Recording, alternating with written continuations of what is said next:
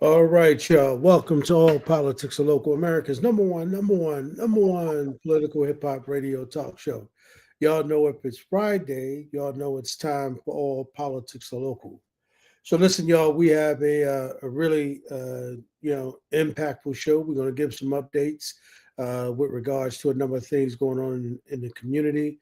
We're going to touch on a couple of things tonight. Obviously, there's a lot of craziness going on politically, and then of course we'll give you an update on some of the things that occurred this week with the NABC and the Office of Violence and Prevention. So we'll talk a little bit about that, and then we'll John will give you the rundown. We'll have some of the leaders in on that. What you got, John? You're muted. We're getting started with our show, and at 6 o'clock, we're going to have the Newark Deputy Mayor, Keesha Eure, on the city's response to violence, really talking about not just what happened last week, but she was scheduled to be on last week and talking about domestic violence, but also the overall overarching city's response to violence in general, which is always just incredibly important. Uh, then we're going to have a larger discussion with all politics to local about how figuring it out, functioning in chaos, what's going on now, and both locally and nationally, and what should be our responses to these happenings and to things that are going on. At 7:30, we're going to have Gabriel Tanglao. He is the manager for the Human Rights and Civil Rights Department at the National Education Association, at the NEA. Large education association, nationally known for what they do with education, and he'll be on for that. And at 8:15, we'll have DJ Rhino on the state of hip hop, and that will round out our show for tonight. So we've got a good show, we've got an impactful show, and we've got a lot of good things that we're going to be discussing over the course of the evening. So when I know that we had the that Kishiri was scheduled to be on last week, and the could not because there was a shooting and homicide within the city, incredibly tragic. And I know that the entire city responded, uh, and it it goes in the the very difficult way in which violence has transformed the city, and over the last 20 years, the response to it, both on a community level and then on a governmental level, to start to deal with and understand violence differently. So when last week's tragedy happened, it hit incredibly hard in terms of a 9-year-old being killed, and the outpouring and the response from that, especially in the face of everything that had been done within the city for years, in terms of the senseless nature of the violence that was perpetrated. Um, Zayed, I know that you were very involved in some of the responses last week, and I know that that Deputy Mayor Yuri is expected to be here shortly. But can you give us some level of background information on that, especially in light of the things that the history of the uh, Newark Anti-Violence Coalition, that what its mission was, what it did, what the feeling or spirit was up to that point as well. Several things, and thank you, Jonathan. Of course, she's got her hands full, and what we're talking about a shooting incident that took the life of a 9-year-old young man named Yasin Morrison, and he was not this child was not the target of this shooting, and then there was just bad stuff when our young people got these damn guns on these streets and really don't know what they're doing with them. He was shot and killed. There was another young man nearby who may or may not have been the intended target, who was wounded, and this was playing out in real time as Deputy Mayor was supposed to come on last Friday. It was just playing out in real time, right? But more than that, contextually, uh, the bigger question is that we have come a long way in putting some real checks on the scourge of gun violence in this town in a way that has gotten national attention. We used to average anywhere from 100 to 150 homicides a year, before we really got going on this front, this particular, iteration of us doing this work to bring it down to historic lows. Well, last year we had less than 40 homicides. All right. This year, however, in this particular incident was the 5th already in the new year. So we were quite upset about it because we haven't had an explosion of that in that way in some time.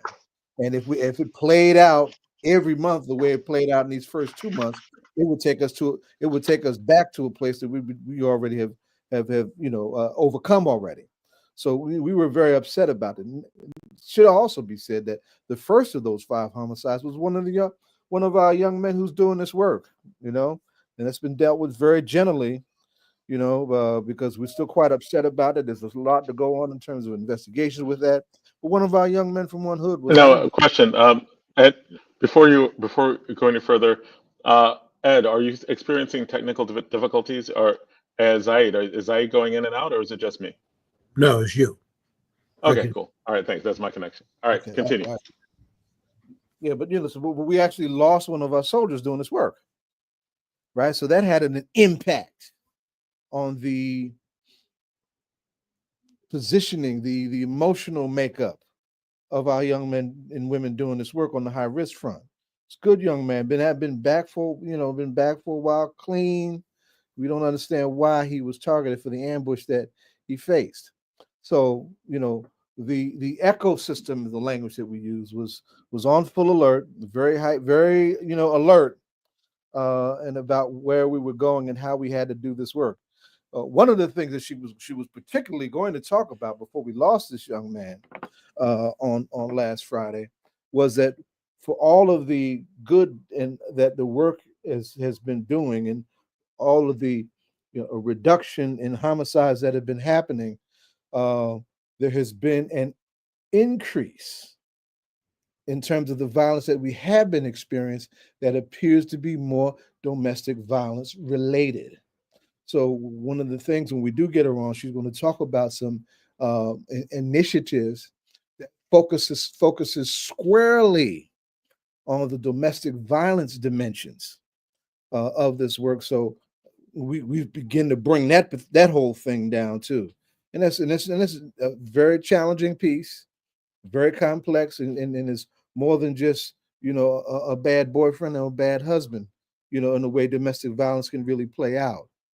So it's a front that requires full attention and as broad a use of a number of strategies to really bring that down, because we're dealing with some intergenerational stuff, within our community. We're dealing with a lot of things that translates ultimately into domestic violence. So that's the background in which it took place. Now, to go back and go further and say how we turned the corner, it wasn't necessarily the NAVC that did that march. It was a bunch of us, but the folks who represented the core of the NAVC got out and did this particular rally. Mighty Newark Anti-Violence Coalition was a coming together of activists around this whole question of violence in 2009.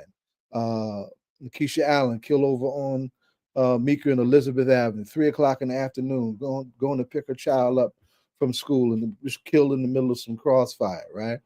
Then a young South Ward councilman, Ras Baraka, says, let's use some protest methodology to raise a question on this violence.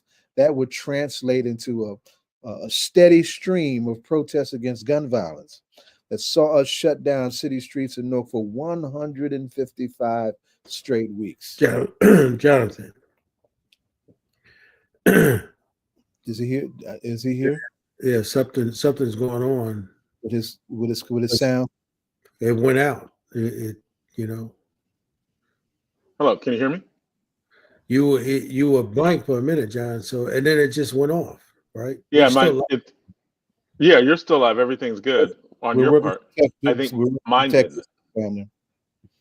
Mm-hmm. Yeah, I think that's my connection that's having trouble. Both of you Mm-hmm. can hear each other, right? Yes, sir. Ed? Mhm. Yeah, Yeah, I hear both of you. you can hear each other, see each other. We're still streaming online. Yeah. The technical edge is on my end, not on the system. So you guys are good. Okay. All right. And then of course it just went out. What went out? The show. No, we're gone. We're on. No, I know we're on now. But at 1 minute you froze and then it went When you dead. said the show went out, you mean like on Facebook? No, here, right on StreamYard. And so we're still live on Facebook. We're still live on YouTube. Mm-hmm. So you can ignore StreamYard. anything that you're seeing Yeah. because StreamYard is still functioning. Yes, sir. We're working through Ed, you got text. that? Ed, do Ed, you have that? yeah, Oh, Ed. so your connection froze this time. Yeah. He Yeah, froze. So like Ed mine. froze this time. Yeah. Mm-hmm. Yeah, that was your connection froze. My connection froze. All of our connections are freezing at different places where we are.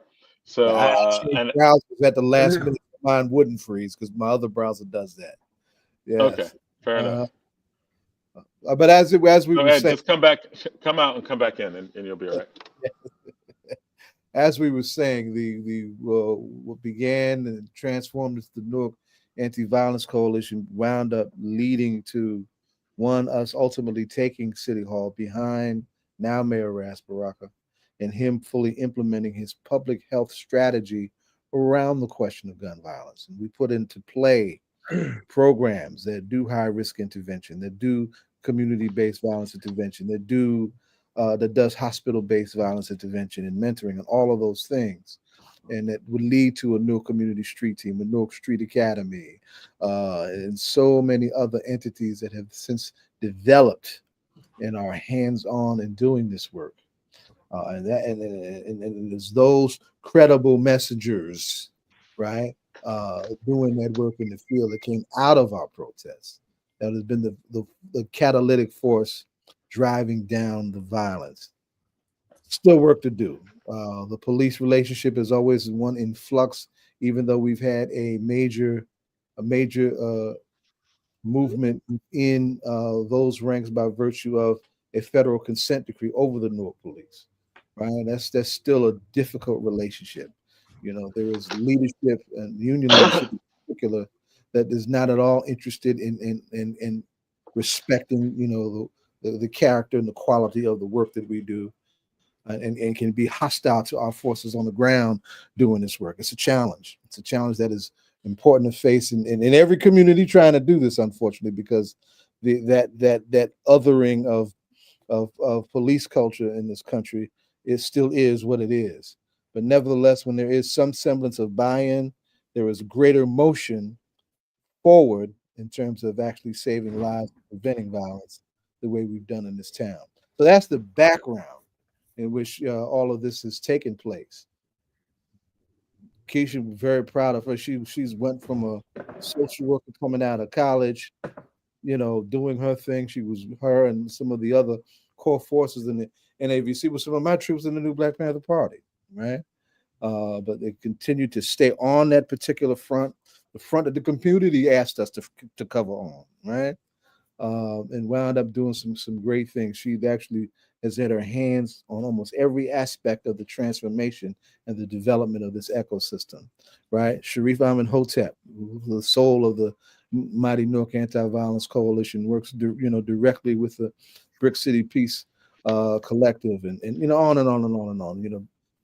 Bashir Gale, one of the most beloved teachers in this town, jump back in his press credentials to publicize and be a part of this call the way he did when he was the media advocate for the NAVC, and so on and so forth. And Dawn Haynes, my baby daughter Dawn Haynes, who's now on the Board of Education, in the middle of an ugly cat fight on the Board of Education involving her and her daughter, right? Not deterred whatsoever at all about doing this work. She lit up that street when we did that. Our shutdown several days ago. She lit it up.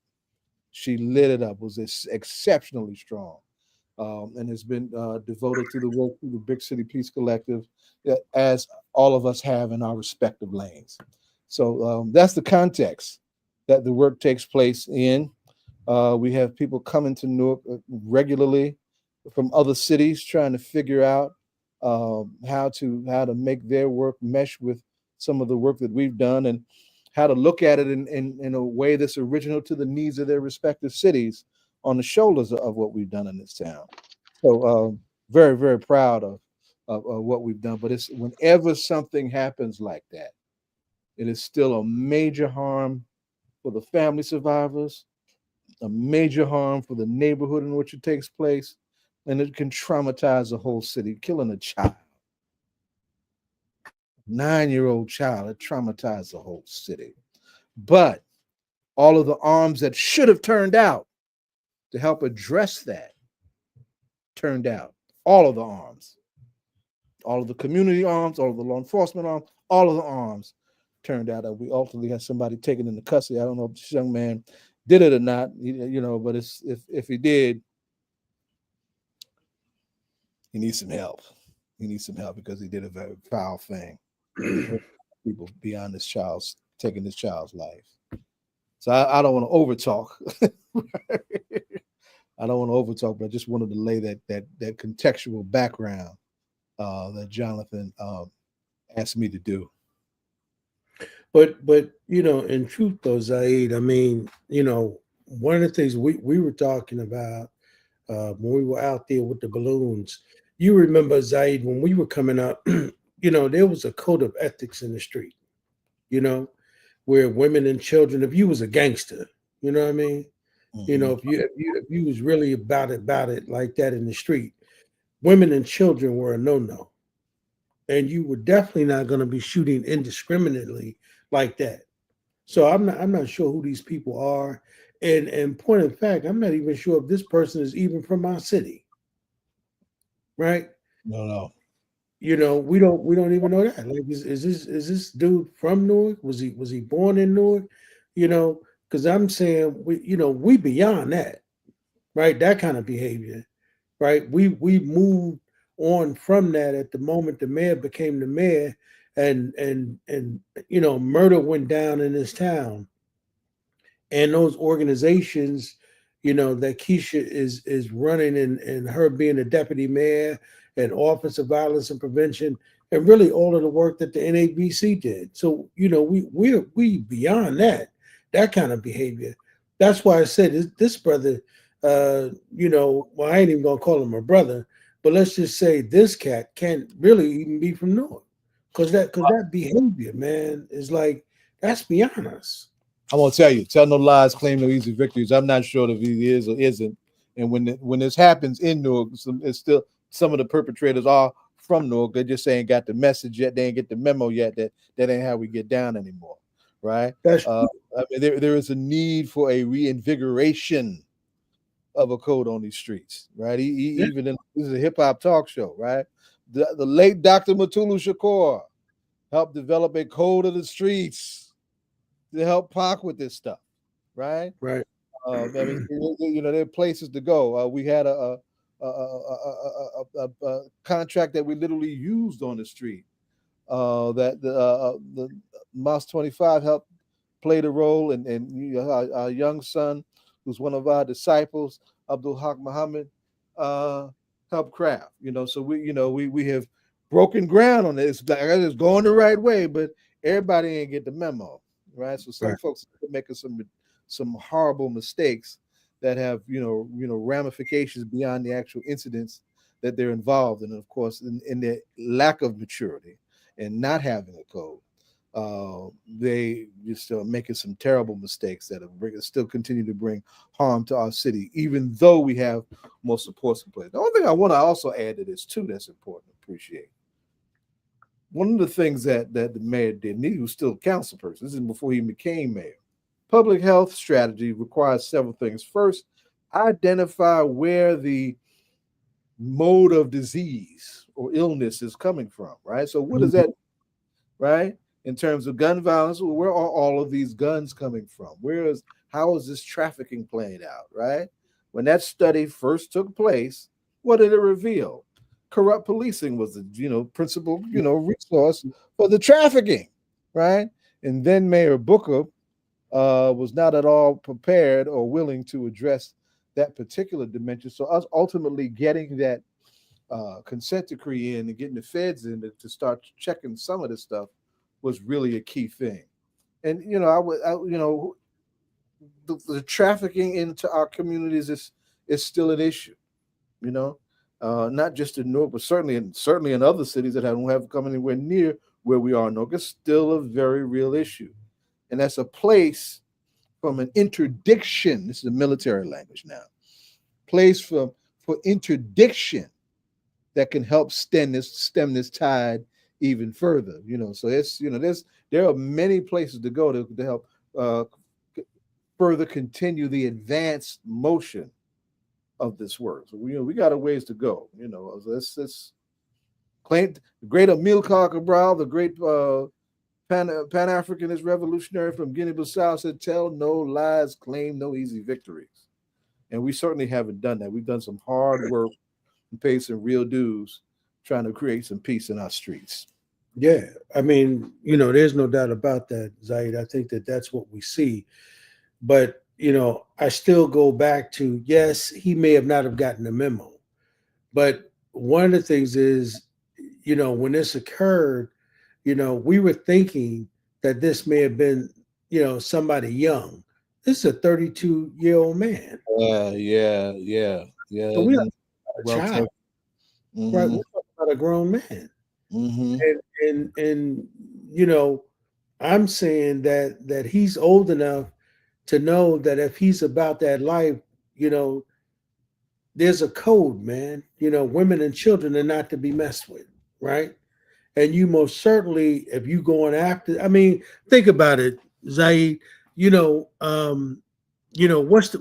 that movie with Al Pacino that all the hip hop, everybody in hip hop claim as the culture movie, Galito's Way? Yeah, where he Scarface, yeah. Scarface, yeah. There's same cloth, yeah. Yeah. That was Kim in the background screaming Scarface. Give her credit for that. So, but yeah, Zaid. Everybody in hip hop claimed that. And remember, there was a scene in that movie. Remember, where the assassin was getting ready to take out a whole family. Yeah, the Italian wanted him to kill somebody, right? He wasn't playing that. He said, "Now you're dead. How you like that?" Exactly. Right. Your point, yes. Right. But I'm saying that was a code of ethics, right? These cats were about that life, and he said, "Nah, man, we don't do women and children, man." And remember, he took that guy out because he was like, "Yo, you a pig." You know what I mean? You want to hurt somebody because you want to get at the man, but you can't get at him. You want to take out his family. No, we ain't doing that. Yeah, crossing lines. Crossing and that's exactly what happened here. And what I'm saying is, wherever that brother ends up, again, he's not a brother to me, but wherever this cat ends up, right? Remember, there's another level of justice, man. Chickens do come home. Even Jaid, even the Bible says if you hurt a child, you would be better to put a weight around your neck and go jump in the ocean and drown yourself. Go ahead. The Bible says. Mm-hmm. There's scripture for that. Go ahead. Yes, sir. So there's no way that even if God says there's another level of justice for you, my friend, right? There's a third heaven, there's a third hell, right, called Hades waiting on you, right? And so there's no way, and I'm saying, I don't know if this guy's done it. He hasn't confessed to doing it. He's saying that he's not guilty. But imagine, Zaid, if he had some semblance of contrition to just say, "Hey, man, you know what? I made a mistake. Terrible mistake. Yes, I made a mistake. I want to apologize to the family. I want to apologize to the community, right?" And I'm saying even the community would hear it. Even God would hear it, right? Yes. But he ain't saying nothing, brother. Yeah. He riding it like he's a gangster. Well, he right? Pay the gangster's price. Right. And I'm saying he's gonna have to pay that price. Right. But I'm saying this has to be a lesson taught where the message needs to go out and say, listen, man, let's be clear. All you cats who want to run around that don't want to come across the bridge to peace, understand, man, that women and children are not to be touched in this community. And no matter what goes down with you and somebody else, if you don't have a clear shot for the person you trying to get, we ain't gonna put no children and none of our queens in danger, brother. We ain't doing that. That's right. And you don't need to wait for the police to catch you, or you better hope the police catch you, because we're gonna tell you there's another level of justice, man. We're not gonna allow you to kill these kids, man. Yeah. 100%. That young 9-year-old child deserved to have his life. That's right. Right. And we don't know what the particulars were at that very moment. But listen, man, that's a lifetime of grief, right? For the family. It's a lifetime of grief for our community, right? And I mean, you don't readily hear about that kind of stuff in no other community but ours. Yeah. Right? Yeah. Real talk. Where that kind of craziness is going on. Mm-hmm. You that much. One of the sad factors that took place with that is that Yasin was with his father and his little sister. Right. And his father was literally trying to cover the boy when he heard the shots ring, and the boy still got hit. Yeah. The little sister didn't, thankfully, and the father didn't. But father has to carry that for the rest of his life. Absolutely. Right. That's a hell of a thing to carry. Yeah. Even though he tried and was, had nothing to do with this incident that took his son's life, and he was unable to provide an adequate cover for his child at that particular instant. Right. And he was not, when we had the families out, it was all the women in the family, right? That young man is going to need some real help, man. So that's why we have this stratagem in place with these resources. He's going to need more than grief training. He's going to need some serious one-to-one ongoing counseling for some time. That's just right. To try to terms with something that was not of all his doing. That's right. That's right. And the whole family, even the mothers, she's gonna have to get therapy because she lost her son. That's right. That's right. And I mean, none of us have lost a child or had a child that was in that kind of situation. But listen, man, I mean, anybody, I was listening to the mayor's press conference, and he was talking about how that affected him, right? And I was thinking about, how one of the brothers who was in the rally, how it affected him. You know what I mean? All of us felt it. When he was saying that, this hit different, it's we in the street trying to stop this stuff, man, and you coming from this whole other direction, and that's why I said, Zaid, it's hard for me to believe that I'm not saying he might not be from Newark, but he can't be, or maybe he's not even from this town, because Zaid, ain't nobody. He's got his African mind, wherever the hell he was from. Right, but nobody is, and that's going to cost him his black behind. Deputy Mayor should be piping in. Let's look out for it and backstage in a minute. She should be piping in. Yeah, but terrible. Nobody. I mean, with all the work that the NABC did over the years, 155 days in them streets, Zaid, come on, man. Come on. Well, the other thing that we're starting to break more ground into the schools. It took a while for the school system to catch up with what we're trying to do. And there's so many levels to this, right? Newark is a black arts town, right? We have a budding, healthy arts environment and whatnot that needs to be more popularized to reach these heads who are in the margins of our community, like whoever this young man is that was taken into custody, right? So there's work to do. We got work to do. And we have the saying within our circles, no days off. Now, when you're doing trauma-informed work, you probably do need some days off, right? Or you can carry too much mentally on this. But the ongoing dynamic of whenever something happens that we have to be in position to respond, requires that kind of vigilance, that kind of readiness to be ready to respond to those calls in the way that we have to show up to make a difference in someone's life or some family's life. Yeah, A lot. It's a lot. It's a lot. it is, man. But I think we are going to, have to make it clear, in them hoods, man, particularly in those pockets, to say to cats, whatever your beef is, man, let's, I don't know who you are. We're going to put this back out there and tell everybody, listen, man, if not, because when most of the time when young white kids are murdered in the community, they create a law or a policy, right? There need to be a policy around this young brother's life that says in this community, in the city of Newark, his name is going to represent no other kid, no matter what the beef is. That's going to be his policy. No other kid is going to die in this neighborhood. No other kid is going to die in the city of Newark, right? That's his policy. And if you're thinking about doing that, we want you to think about that, right?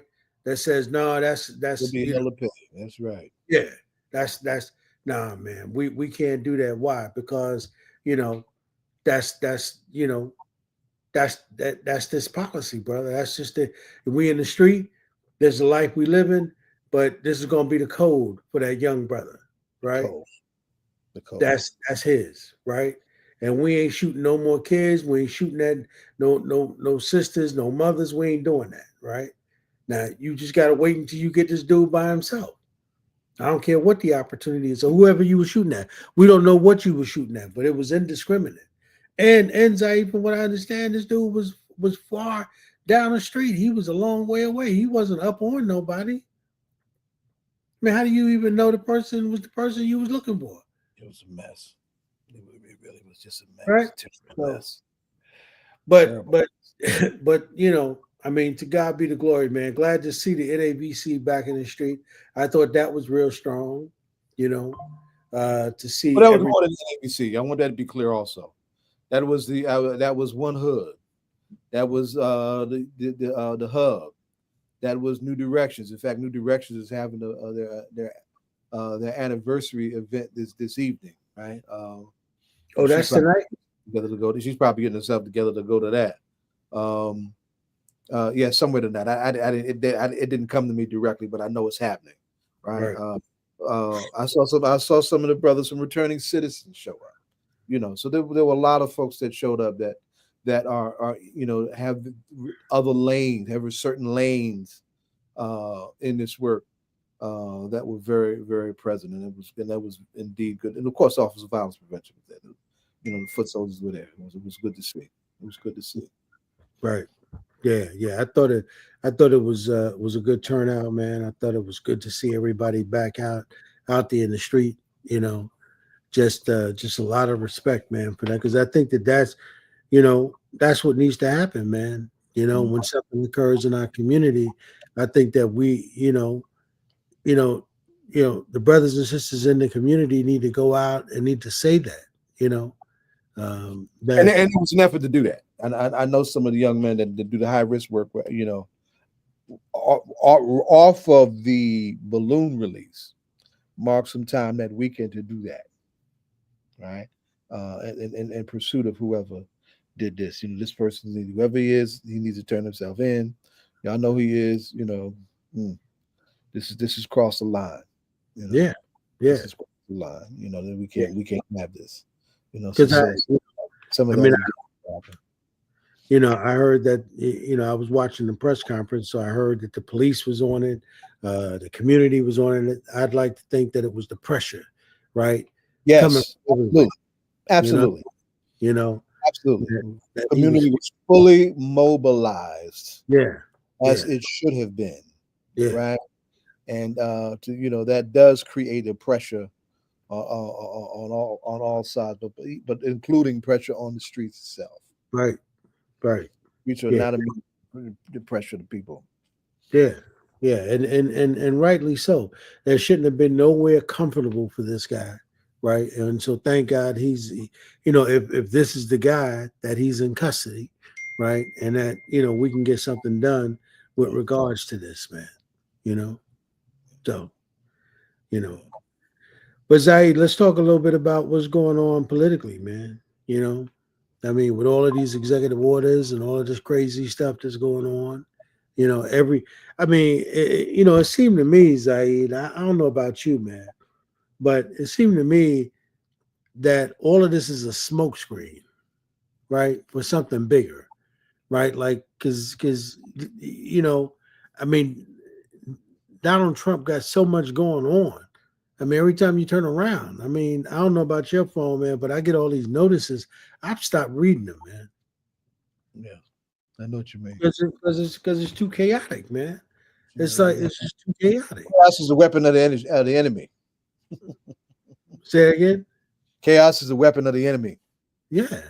I mean, this whole level of confusion is going on. I mean, every time I turn around, I'm getting calls from folks, I'm getting texts from folks, and people are saying, "Wow, did you see what happened today? Oh my God!" People are nervous. I've even had some friends that are at big churches, right, who voted for this guy, right, who said that their funding is now in question. I'm like, oh, y'all supported this guy, and now y'all may lose your funding that y'all get to go out and feed the homeless and feed. Yeah, You know the story. You know the story about the Scorpio, right? Somebody was stumbling around in the desert, and they found this scorpion. The Scorpio and looked like wasn't doing too good. So the person picked the Scorpio up and went and got the Scorpio some water and went and tried to help the Scorpio. And the Scorpio got himself together and turned around and bit the man, even though he helped him. He said, "Well, what you bite me for? Well, I just helped you." oh yeah, Well, I'm yeah. a Scorpio. That's what I do. Right? Mhm. You knew that when you picked me up, right? Right, exactly right. Yeah, So and smooth as Donald Trump is all of his bluster and all of his ignorance is indeed trying to do everything that he has intended or said that he would do. So yeah. he needs to be taken seriously. Oh, without a doubt. And he was not taken as seriously when he won the first time, and that's one of the reasons why he won. Right. Right. Uh, but the political landscape was not as right wing as it is now. But what they did after he won, they continued to push the political landscape to the right. More conservative judges, right? All of that. Supreme Court stacked with a bunch of right wingers, including Uncle Thomas, the Clarence one. Right. All of that. He's got a Republican control of the Senate and the House. Right. So the landscape shifted. And you know what? For all of the madness that he is setting in motion and all of the backwards direction that he is trying to take things, these Democrats, they need to be ashamed of their goddamn selves. Yeah. Out of touch. Yeah. With what's right and what's urgent. Out of touch. And and I have been unapologetic on every front I've been on, including this vehicle, this particular platform that we share, right? The sanctioning and the bankrolling of the destruction of Gaza, that was the Democrats that did that. Yeah. And that alienated a whole level of folks who definitely would not have, who sat it out, because of that. And then now this guy's coming along with the cleanup, with the side cleanup. That is nothing but the manifestation of what was known as the Greater Israel Project, right? To totally ethnic cleanse the area for the creation of a Greater Israel, right? These are settler colonialists doing what settler colonialists do, and of course, at the same time, you're gonna sanction settler colonialism in the Middle East. Don't think ain't gonna be no ethnic cleansing here, right? ICE going buck wild in our community is ethnic cleansing, right? They ain't snatching no Ukrainian immigrants and sending them back nowhere. If you from Right. Haiti, you from Congo, you from Guatemala, you from Mexico, you from Honduras, you from any of those, all those places that got people who look like they've been in the sun and been born in the sun and built for the sun. That's who they want to get rid of because in the language of Public Enemy, there's this epic fear of a black planet. Yeah. Yeah. You know? Yeah. So this is Yeah. some happening right here that's on parallel what's happening over there in the Middle East. Absolutely. Yeah. Absolutely. But Zaid, I'm listen. Now, however, this is the thing that I tell everybody, and I stand on it. I don't know if you were at the award dinner that the Brick City Peace Collective did. We were on the air that day, and in fact, I did the show from the hotel at the Robert Street where they had the dinner that they wound. I don't know why they gave me some kind of award, right? I never received in my life but trouble, right? But I said, look, they come with the politics of reaction and racism and fascism as we move into the centennial of Malcolm X and stand in this town on the shoulders of Miri Baraka. We meet them with the politics of revolution, right? And one of the things that we absolutely have to do is implement the politics of the united front, right? Oh, and that daughter has come. Let me shut my ugly, toothless mouth up and let her get off where she need to get off because she's busy as hell and we need to give it as much time as we can, right? Deputy Mayor, what's going on? You all right? Unless you just popped. Yeah. We having some tech issues tonight. We are. Because we two of our most people, that got all the goods having the bands tonight. Mm-hmm. Can you hear us? Keesha, can you hear us? We see you. She looks like she's muted. Yes. Yeah, see, this is one of the things that you're doing this work. You're moving around constantly, so you don't know where you're gonna wind up trying to plug into one of these damn things and what kind of stuff you're gonna get. And she's freezing up. Keisha, go out and come back in. You're frozen. Yeah. She's having issues with sound. Yeah. She's not hearing us. But it's all of us. Everybody's having technical issues. Yeah. But it's the point I was going to make was that it was Kushner who first brought up being removing all of the folks in Gaza and turning that into a resort. He talked about that initially in the first true. Yeah, that's true. Now that's the Trump wrinkle on the whole concept, but the idea of a greater Israel is over 100 years old. They've been laying in the cut for this forever. That was, we remember Israel was created by snatching up half of that territory in the first place. That's what the Nakba was about in the 1940s, right? This is the completion of the Nakba. That's what we're talking about. This is the completion of the Nakba. And that Trump is going to come in and give it this luxurious flavor because that's what he comes from. That's his thing, and that exudes privilege, right? That's 1% exudes privilege, right? And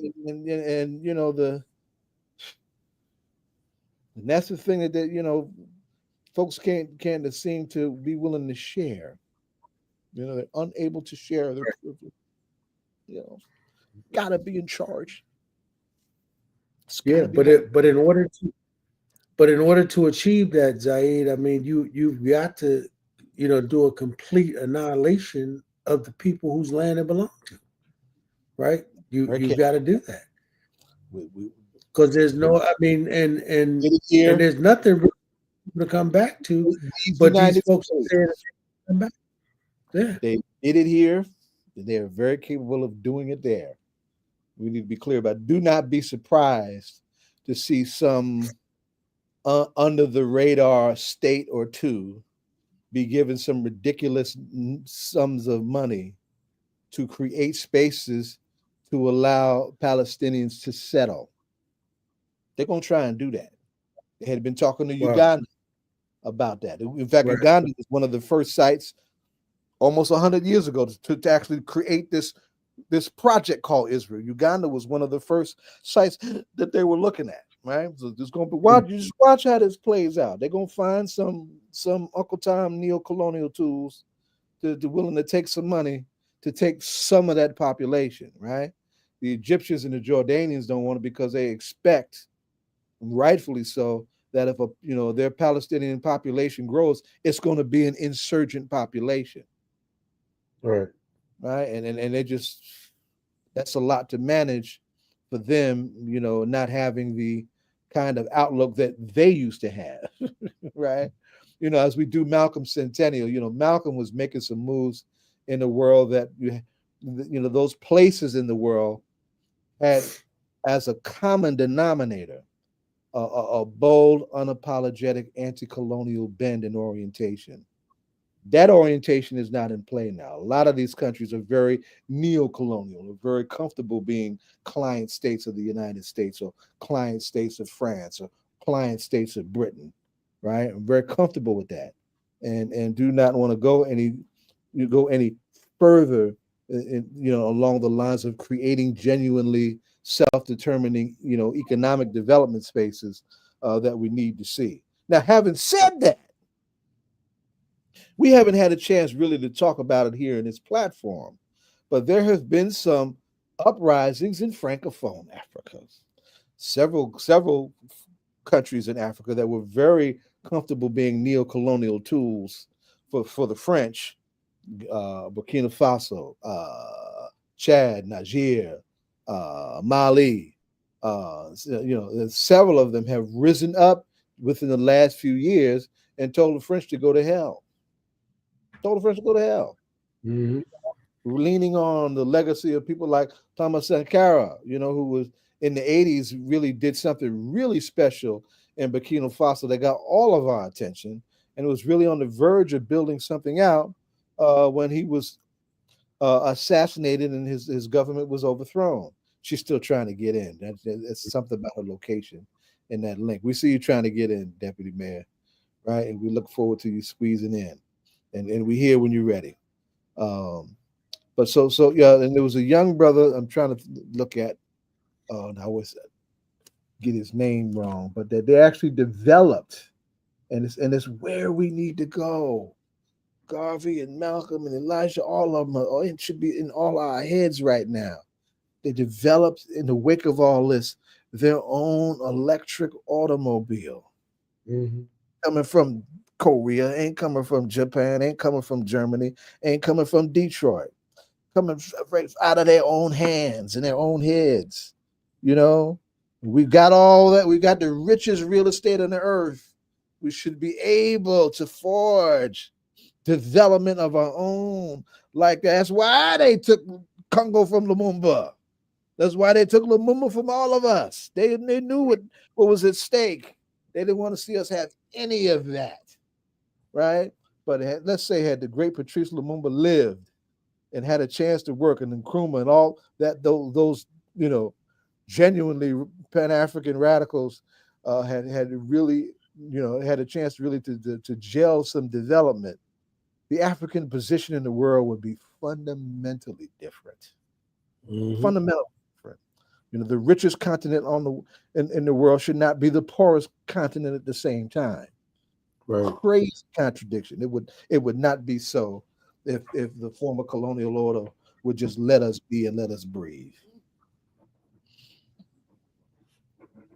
So yes, there's plenty to talk about. But like I said, the other thing is that there have been united responses. That's what's going to be key to try and check this foolishness. We have to build united fronts, solidarity fronts, as many as we can build to keep the pressure on this machine that's particularly dangerous. I can't call this man's name out, but the one who's the actual architect of Project 2025 was just approved by the to take over the Office of Management and Budget. Mm-hmm. That's going to be messy. Yeah. That's gonna be messy. It's gonna require a lot of help. Now, the other thing that we should talk about it, and we have this to look forward to, right? Is that our daughter Congresswoman, right? Yeah. Our daughter Congresswoman LaMonica McIver, now representing the mighty 10th district on the shoulders of our brother Donald Payne Jr., is not quiet in Congress. Daughter is being heard. Daughter has placed herself at the center of the progressive voices in Congress. Daughter was down there turning it up when them crazy people wouldn't even let them in the building at the Treasury Department. How you gonna not let the Congress? How you gonna not let other Congress people in the damn building? Yeah. Yeah. Right? And there was a whole lot of folks out there. And they didn't turn up like those racists on January 6th. They rallied the way we rallied, right? Turn the volume up and embarrass this unfolding new order the way we need to embarrass them, right? So I look forward to her taking her place, right, on his shoulders, right? We had the Payne report. I'm looking forward. I want us all to look forward to the McIver report. We have something to look forward to. And before that, we got high. We actually spent some time with her because there's a federal progressive space that we have called the Community Public Safety Agenda, right? And some of us met with Congresswoman McIver around making sure that she got briefed on that.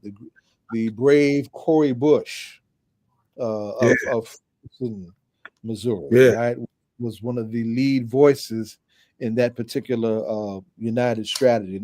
And that's the places where all the bills that support the work that we do live, right?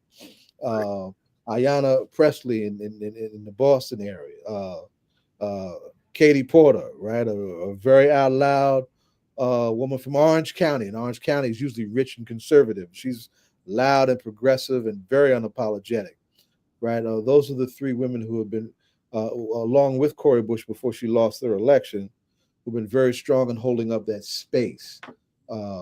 We briefed our daughter on that and hoping that she embraces that particular space. Daughter from, oh God, I'm drawing a blank on her name right now. She won in Pittsburgh.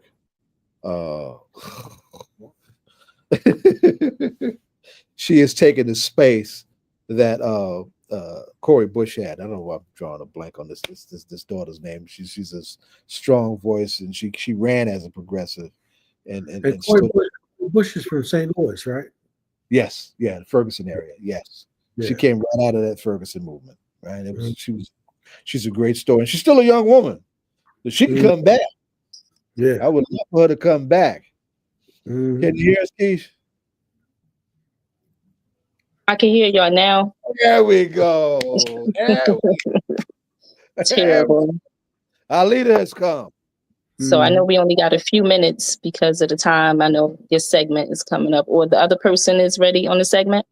No. John said that he gave you some time, so you good. You all right. Mistakes are working in our favor tonight. Okay. All right. So I did a lot of background. Okay, good. We, built this work, and in the context in which we lost little Yasin Morrison last week. But it matters more and it means more coming from, the lead person on the ground directing this work. So just last week, you were to join us and you were going to share with us some domestic violence initiatives and why they were important when we lost Yasin and all hell broke loose. So we can step back in order to step forward and let you share what it is you need the community to know and hear. Okay, so ultimately we were going to talk about the domestic violence work and domestic violence initiative and why domestic violence is important in our community. And so the mayor's initiative or priority right now is domestic violence. Last year we had over 1,000 aggravated assault cases, and half of those cases were due to domestic violence. We have about 4,000 cases probably tied up in our judicial system. And so we have an issue around aggravated assaults, around domestic violence. And when we had our end of the year press conference, we talked about those numbers. And ultimately, we realized that post-COVID, our numbers were high in COVID times, but the numbers are still high even now. And a lot of our aggravated assaults and our domestic violence issues were stemming into some of the gun violence and street violence. We have an increase in stabbings that are taking place in our community. And we really wanted to begin to have a strategy around it. So the mayor has tasked me with creating a domestic violence strategy. And that's in conjunction with and being more coordinated with the Shani Baraka Center, with our county prosecutor's office, with our housing and economic development, Invest Newark, our safe houses, and our people who provide services in our hospitals, and really having a better coordinated strategy, similarly to how we were able to decrease our homicides in the city. And so we know from 2023 and 2024, we had a 23% reduction. So in 2023, we had 48 homicides. 2024, we had 37 homicides. But ultimately, we're looking at all the numbers and what it is adding into these things. And so we want to use the same strategy. And so we have not made enough of an investment in domestic violence. Last year, we funded 5 community-based organizations to help us with this work, but we realized that there's a gap. And so we really want to talk about what those gaps are, is that people who are experiencing domestic violence, we're talking about our victims and survivors of domestic violence. The gap is resources and relocation. A lot of our victims are staying sheltered in or staying with abusers because they can't afford financially to move or to relocate. We have children with abusers. And so we're talking about women and we're talking about men. And so on the other end of that, we need to do work with our abusers. And it's not just intimate partner domestic violence we're talking about. We have an increase in mothers and their children fighting, or the children beating up the parents and grandparents. And domestic violence is within the 4 walls, not just, again, boyfriend, girlfriend, husbands, wives, whatever type of intimate partner relationships. Mm-hmm. We're talking about all relationships. And so we have an increase in violence that's taking place due to mental health issues, financial issues, lack of resources, all of those things. So now we need to put a real focus on this area. And that's what we're doing. We are looking to get our men some resources, men who are victims, because we have men who don't report. And we're talking about men who are abusers, who need help, who need assistance, who need resources, who need to get counseling, who need to get training. And so what we're doing is increasing, and we're creating an initiative called A Few Strong Men. And A Few Strong Men is going to be an initiative where men specifically are being trained in domestic violence. Men who've been exposed to domestic violence, may have been the victims, and may be the abusers. But men working with men doing more with men. We have over 400 people. I believe that the prosecutor's office did training in domestic violence with, or either the Rachel's Coalition, and most of those people who are trained are women. And so when there's issues, women are helping women, also helping men, but men relate more to men. And we don't have enough men showing up. And so we're creating something similar to Arriving Together, right? Where we have people coming and they get help in real time and not falling through the cracks, waiting for a court date, waiting for the restraining order, waiting for, whatever it is, services that they're waiting for. And in that meantime is when we have so many things happening. People are being harmed. People are being arrested. The women and men are being strangled. And so a lot of times the laws and the rules are limited. And so we're looking to break these cycles and be able to help people in real time and be able to get people the assistance that they need in real time, because some of these things have ended up in fatalities. And so the city of Newark is now taking a more aggressive approach with the domestic violence rather than relying on the county to be able to take care of it. The county has the safe houses, the county has all of the resources, and the city has been relying on the county prosecutor's office and Rachel Coalition and the Family Justice System, Center and the court systems, but we have to do something different to get something different.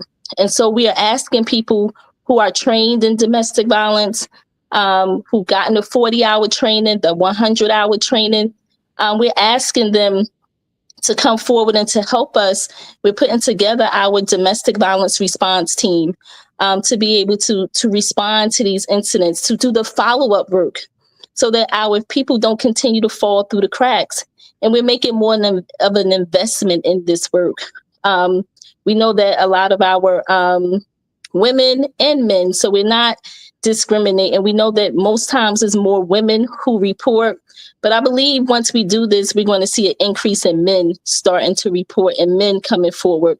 But really having men help men is where we're probably going to see a decrease in these aggravated assaults, because someone is doing some intervention and some mediation in real time and some community-based work rather than it being all law enforcement. And we recognize that domestic violence is serious and dangerous. And so we're going to abide by protocols, standard operating procedures. We're going to, be abiding by the laws and the rules, but we ultimately need to make sure our people have more resources, more help, more options, more than just what we've been offering in the past. So we're looking to increase our efforts, a more aggressive approach, more resources, more people who look like us, and work being done by us, for us. 100%. That's what needs to happen. That's what needs to happen. I have to get on the horn. By the way, too, there's a young man who I'm very proud of in New York City by the name of, I'm drawing blank on everybody's name today. But he works at Connect New York City. You know who I'm talking about, Keisha. It'll come to me in a second. But who's very good at this and good work in the city. It could be an important tool for us in terms of developing and improving our own capacity, and trying to get this done. And I'm drawing a blank on names today. I'm out of my mind. And I'm gonna go to the page. I'm gonna list it. Quentin Walcott, Q. Okay. We got to get Q over here. We got to put our hands on all those, those programs where we got younger men, because a lot of this stuff starts and simmers, when we're younger, and then we start, literally messing, and I'm using the word literally, messing with girls, right? That can get really wild if that stuff is not, trained to go a certain way. We really need to make that. We need to create a floor of domestic violence awareness throughout the ecosystem. Yo, you hear where I'm going, right? We need to create a floor of that. All of us got to get some of this training, right?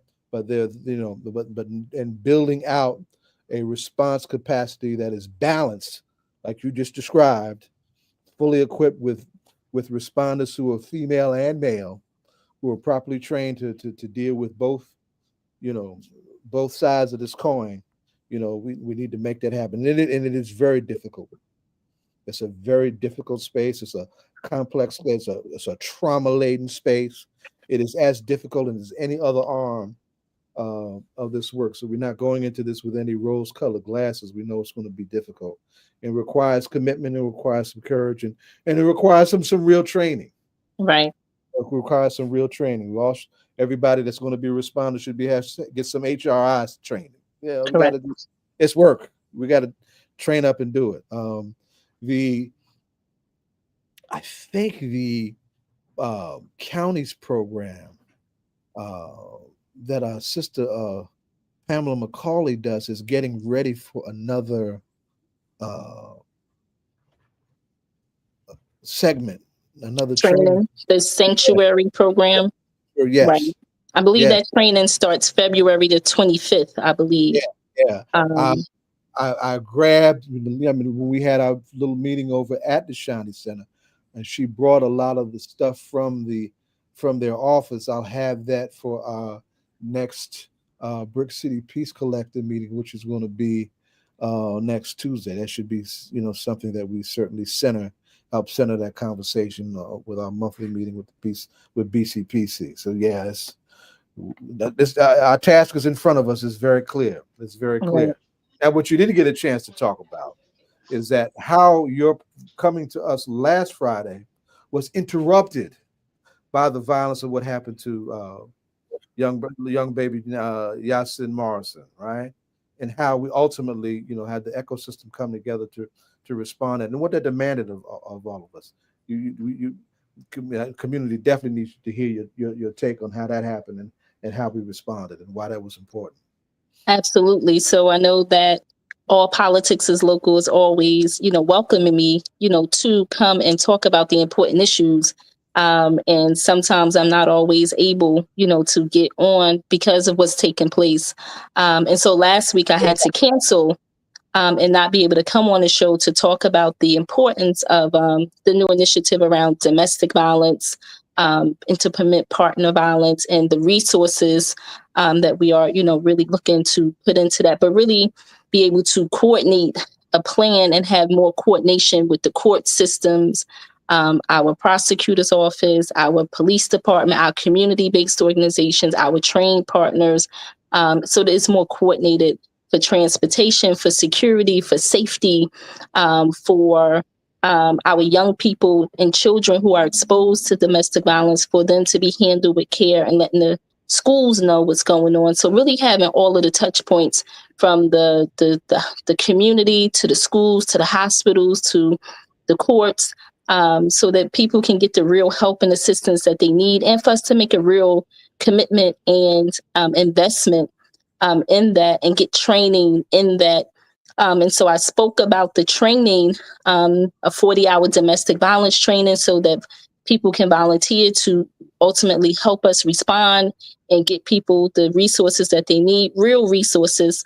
But really, we said the training, but we're talking about, in addition to that training, stopping the bleed training, and CPR training, and trauma training, and crisis intervention training, but resources, food, clothing, shelter, transportation, is the real need that people have when they are in these situations and need help immediately. And so we'll be getting that information out in terms of how this is going to roll out, in terms of a strategy for the city of Newark directly. The county already has its strategy. And so I wasn't able to come on and talk about it in depth because we had a shooting incident last Friday where two individuals were shot on Osborne and Hawthorne Avenue. One was a 9-year-old, Yasin Morrison, and the second one was a 27-year-old male, Black male as well. And whenever we have shootings that results in children being shot, then it becomes a all hands on deck. And the mayor, police, everyone is, in response. And so I responded to that incident, and I went to the hospital to support the family, and I deployed a team out to the scene as well as to the hospital. And then getting to the hospital right before, probably a little while after I got there, the doctors pronounced the 9-year-old Yasin Morrison, pronounced him and said that he didn't make it. And so to hear the cry, of the mother and of the mom, that shrieking cry, that soul wrenching cry, had my stomach in knots, and then I had a lot of anxiety. And while I do this and have done it for 15 or so years, it never gets any easier to see mothers lose their children to violence.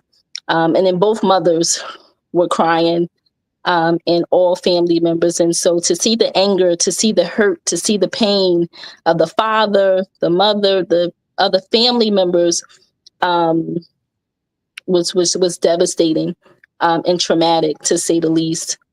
And so being able to be there, but trying to organize, trying to help the family, trying to support the family, getting in, every clergy or imam or pastor that we could to help pray with the family, to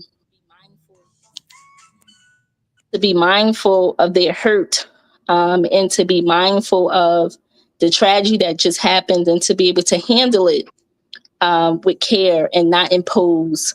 To hear the mom, right? She cursed out everybody from, the top to the bottom, including God, right? Because she lost her baby.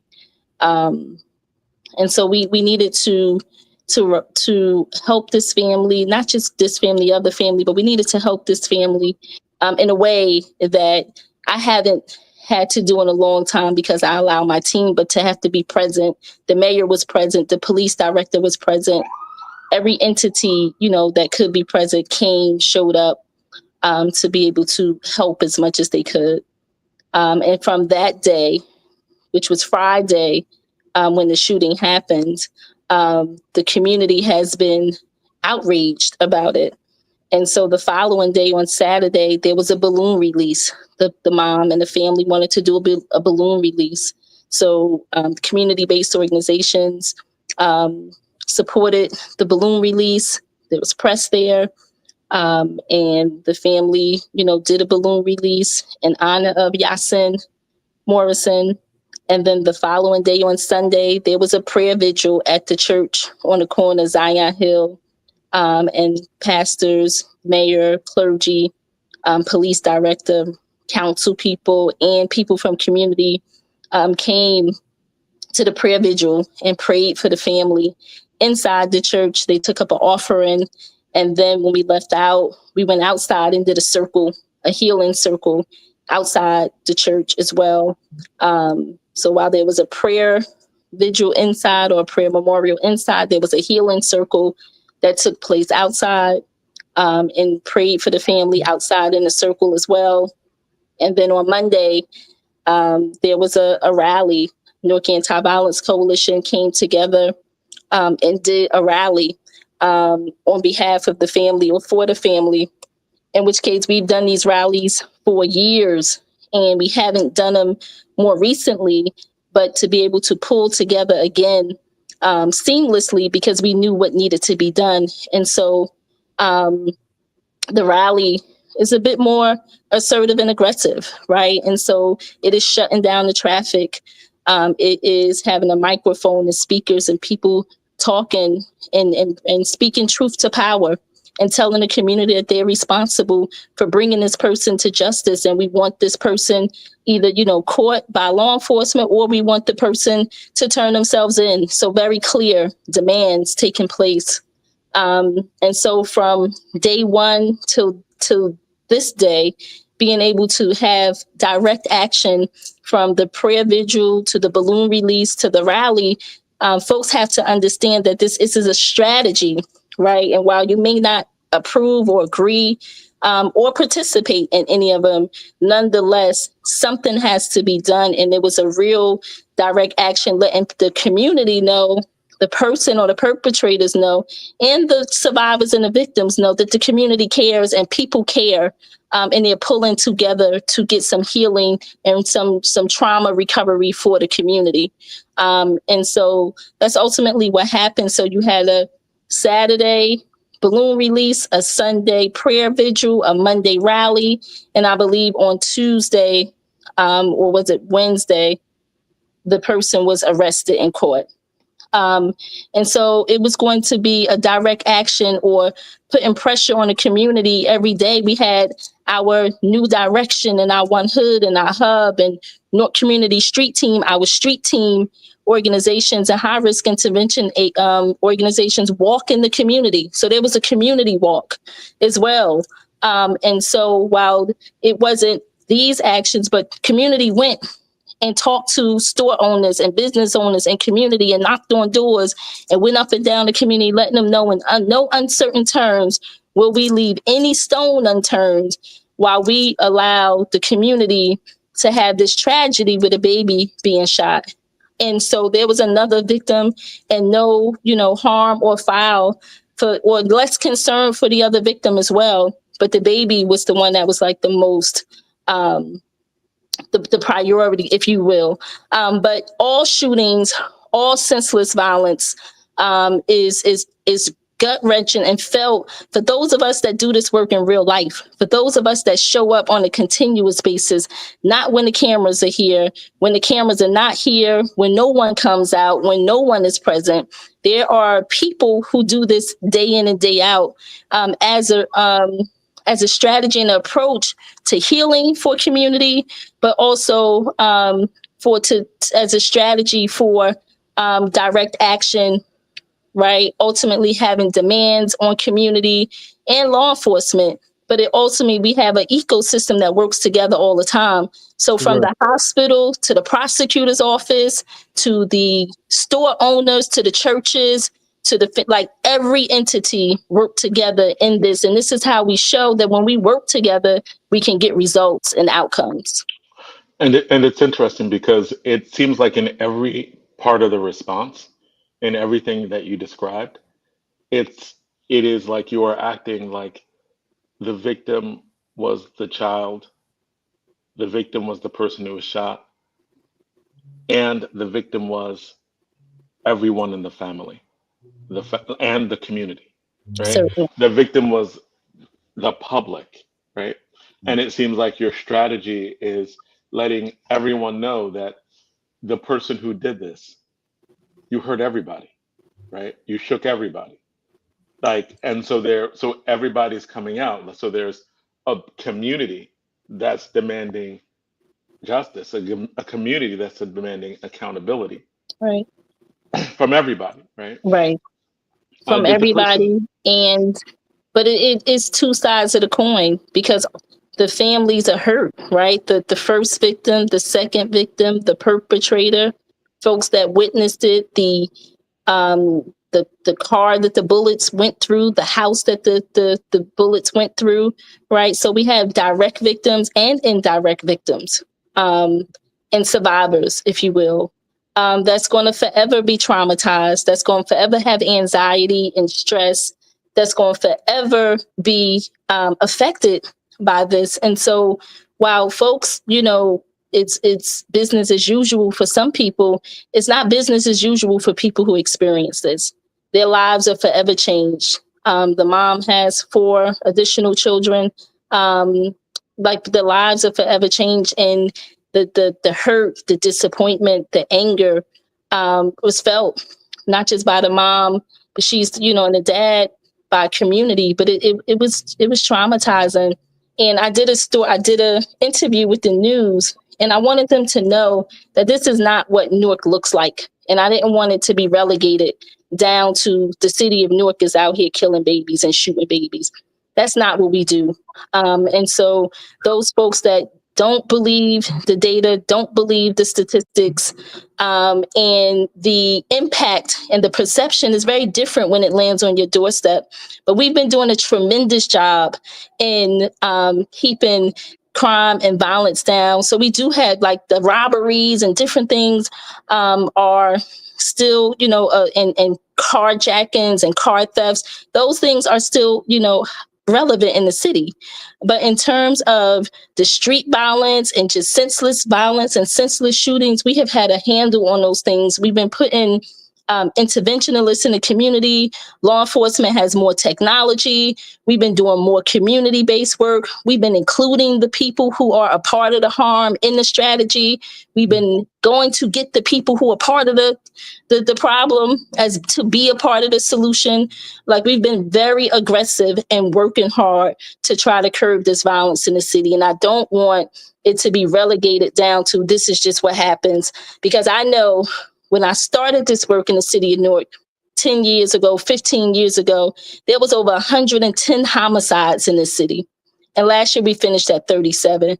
So though that speaks volumes, that doesn't say that we have it all figured out.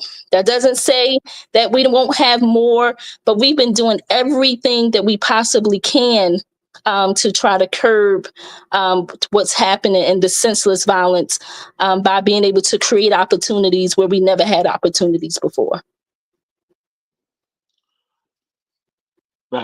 That's powerful, right? Like, and you talked briefly about the domestic violence initiative, right? Because in the drop in the murder rate, you found that the largest percentage now dealt with domestic violence, and you talked about transportation, and you talked about housing.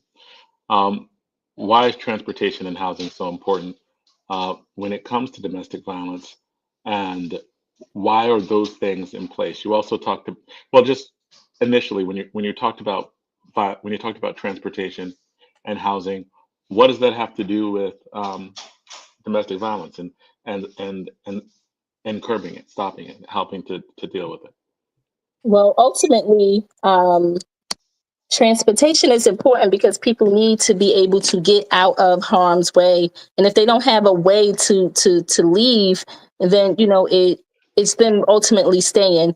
So if a person doesn't have, if they're in harm's way and they don't have a car, or if the car is the other person's car that they rely on, then they are relying on that transportation that's not there. So we need to be able to provide safe transportation for folks that want to leave domestic violence incidents, or not just domestic violence incidents that's just potentially harmful.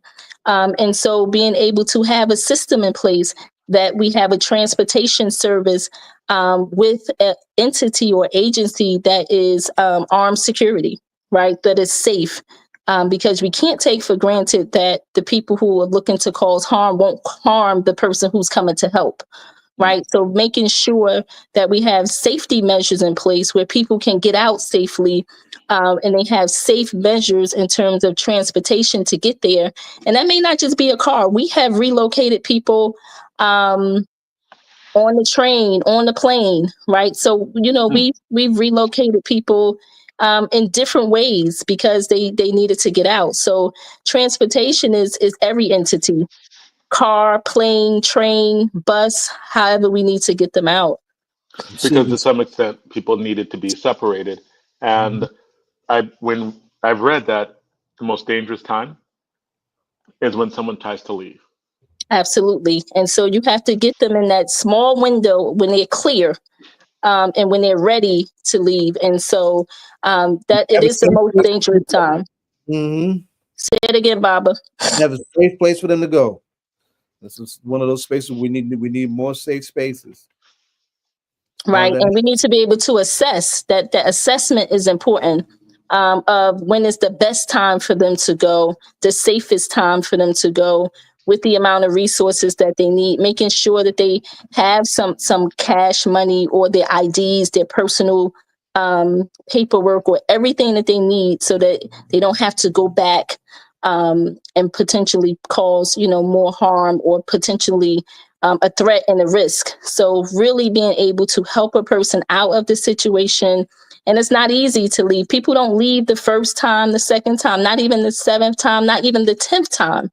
Right. And so we as family members, as friends and family of the people who are in harm's way, we have to know and understand that it may not be safe for them to leave just because we're emotional about it.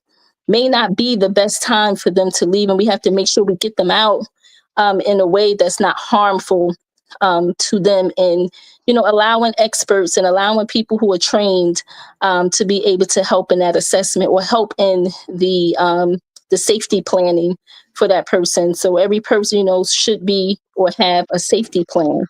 Where's the safe places for them to go? We don't have enough safe houses. We don't have enough shelters. We don't have enough places for relocation. We don't have enough transitional housing. And so that's a gap. That's a real gap. And so we are trying to create exchange programs with other cities where we can exchange and go to other cities. We're trying to create some contracts with developers. We're doing some innovative and creative things to be able to, get people housing, to move them, to relocate them. A lot of folks have subsidy in Section 8, right? And they don't want to leave their houses because they're like, I can't afford to move anywhere else. Or the caseworkers or housing authorities don't always have the most friendliest methods for them to be able to move. So we have to try to get beyond some of the red tape and the bureaucracy to help people to be able to be safe. We're gonna have to get you back on the show just to talk about, because I think this is a whole show's worth of things.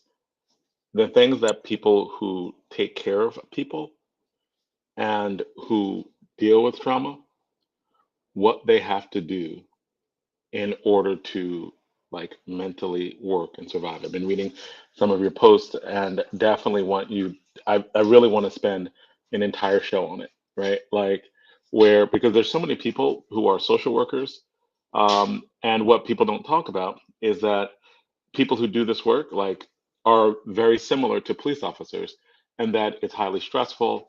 There's levels of like, if you're not getting mental health, there are all problems with it, right? Like, so becomes very stressful. So I know that is an issue that is important to you. We've talked about it before, and I definitely want to dedicate an entire show to it. Is it possible to have you back in a few weeks just to talk about that? Yes, we need to have me back in a few weeks just to talk about that. And, for myself and in full transparency, I'm exhausted. I am tired, right? So I just told you what I did Friday, Saturday, Sunday, Monday, Tuesday, Wednesday, and we had Friday again. Right. And it just doesn't stop. And so we had 2 individuals shot last night. Both of them made it in stable condition. We had, shooting incidents. We have a DOA that happened. I'm sure folks saw it on the news. A person who passed away in City Hall yesterday. And that person is beloved to me. He's a part of my One Hood organization. And it traumatized and devastated a lot of us yesterday. And so we were wounded and we were hurt. And so that's the conversation in a few weeks that we'll have in terms of when we're burned out, when we're wounded, when we're hurt, who helps to help?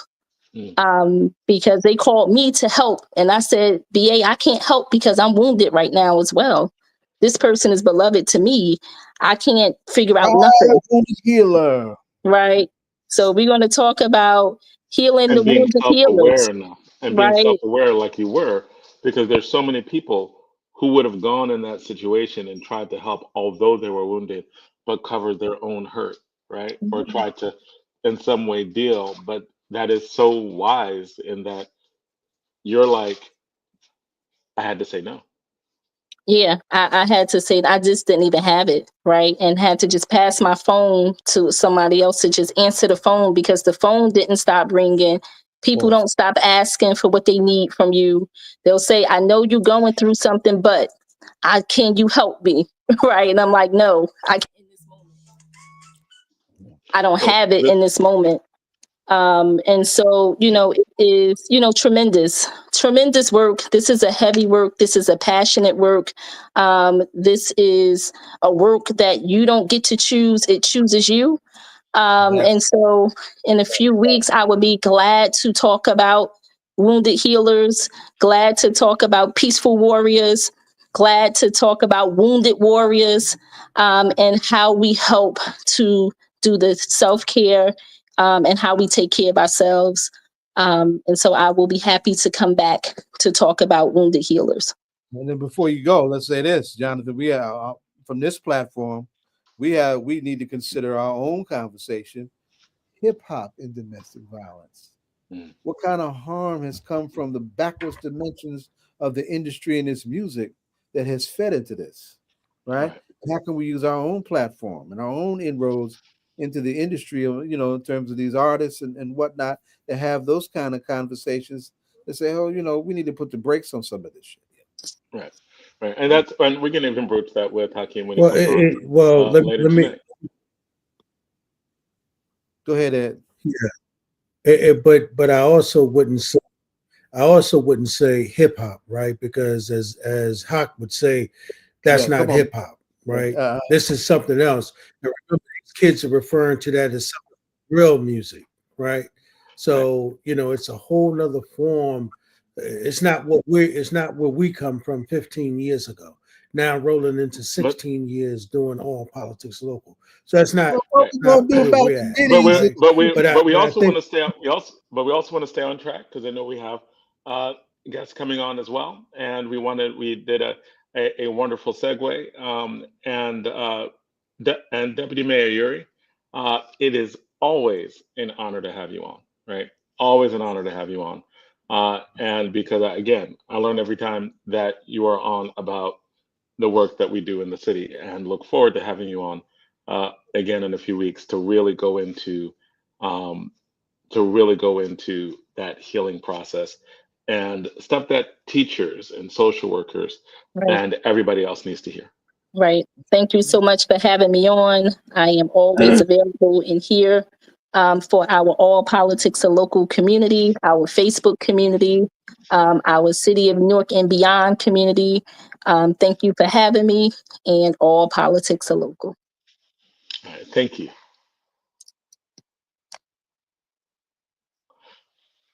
And as always, those are like Keisha, Deputy Mayor, is a continuing friend and of the show, and has been since really almost the show started.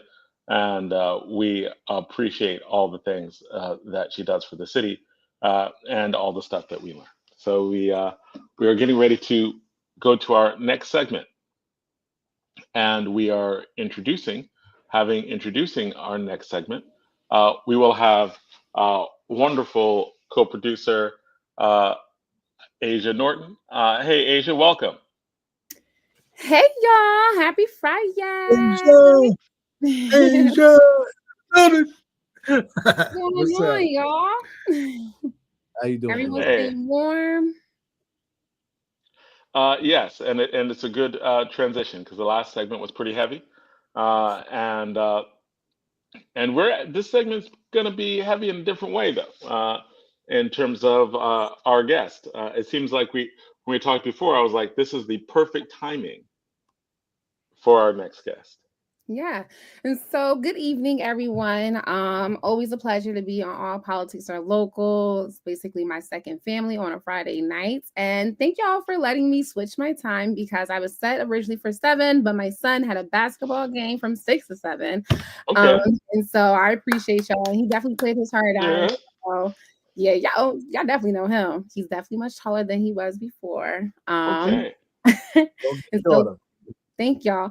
So I wanted to introduce my guest, Gabe. Gabe and I, just like as some background, we did this program called New Leaders Council together back in, not gonna say the year because I'm not gonna age us. No, don't even do the math. Don't even do the math. all of y'all as babies. You know what? We are. I'm gonna take that. I'm gonna take that. But when Gabe and I met, we were both educators. Gabe was a high school teacher and I was a kindergarten teacher. But through the years, we've able to cultivate our relationship, our friendship, and the work that Gabe currently engages. He is still in the education space. He currently works at Gabe, I apologize. Charges in my head, the NEA, right? That's right. Yep, Mhm. go me. And so Gabe, tell us about the work that you're currently doing, and then we'll just flow from there. And this is how Gabe was cool, y'all. So he was like, so how should I prep for this? Or or am I just gonna like go and flow? I was like, well, I like that. Let's go and flow. So he's really good with his words. So Gabe, introduce yourself. Appreciate it, Asia. And thank y'all for sharing the space, and shout out to all the listeners. Former educator up in Northern Jersey, Bergen County, Bergenfield, New Jersey in particular. But as Asia was sharing, I now serve in a management role for the Human and Civil Rights Department in the Center for Racial and Social Justice for the National Education Association. So from my teaching journey to now helping support our members doing the human and civil rights, racial and social justice work. So it's a little background, but It's a hell of a time, son. I mean, We got to see what you public got. education, labor unions, and racial justice. It's what we're built for. But please, I'm down to flow. However y'all want to do this. So can you just give us background? So here in Newark, but we also have like a broader listening base, New Jersey overall. But like in Newark specifically, we have the Newark Teachers Union, NTU, and then we do have charter schools. But the rest of the area, they're part of NJEA, which you're very familiar with. And so, can you just give us a little bit background on the NEA, just for we have context for that? For sure. Yeah. So without getting too deep into the weeds of like the nuances and complexities of the education system here that are more proximate and local to y'all, because it's a deep history, I'll just say that the National Education Association is the largest labor union in the country. It represents over 3 million public school educators, education support professionals. So everyone ranging from security to bus drivers to cafeteria workers, That's a mic dropper, professionals, and more. Mic dropper. Didn't realize that. That's a lot of union. Go ahead, son. Yes, Keep going.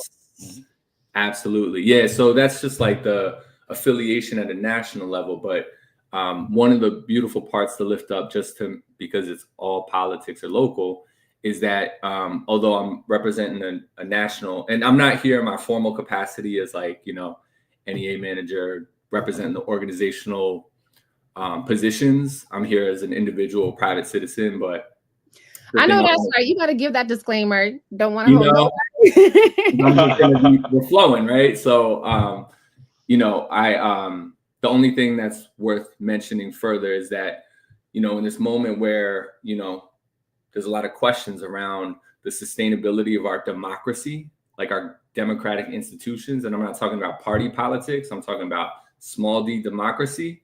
Labor unions have historically been a grassroots, bottom-up, member-driven organization.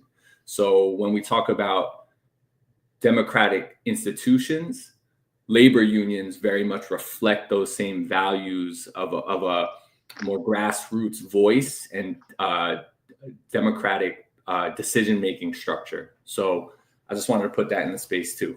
So, proud of you so much. We appreciate that explanation. And also just to build on it, unions are what build the middle class, right? Here in our country.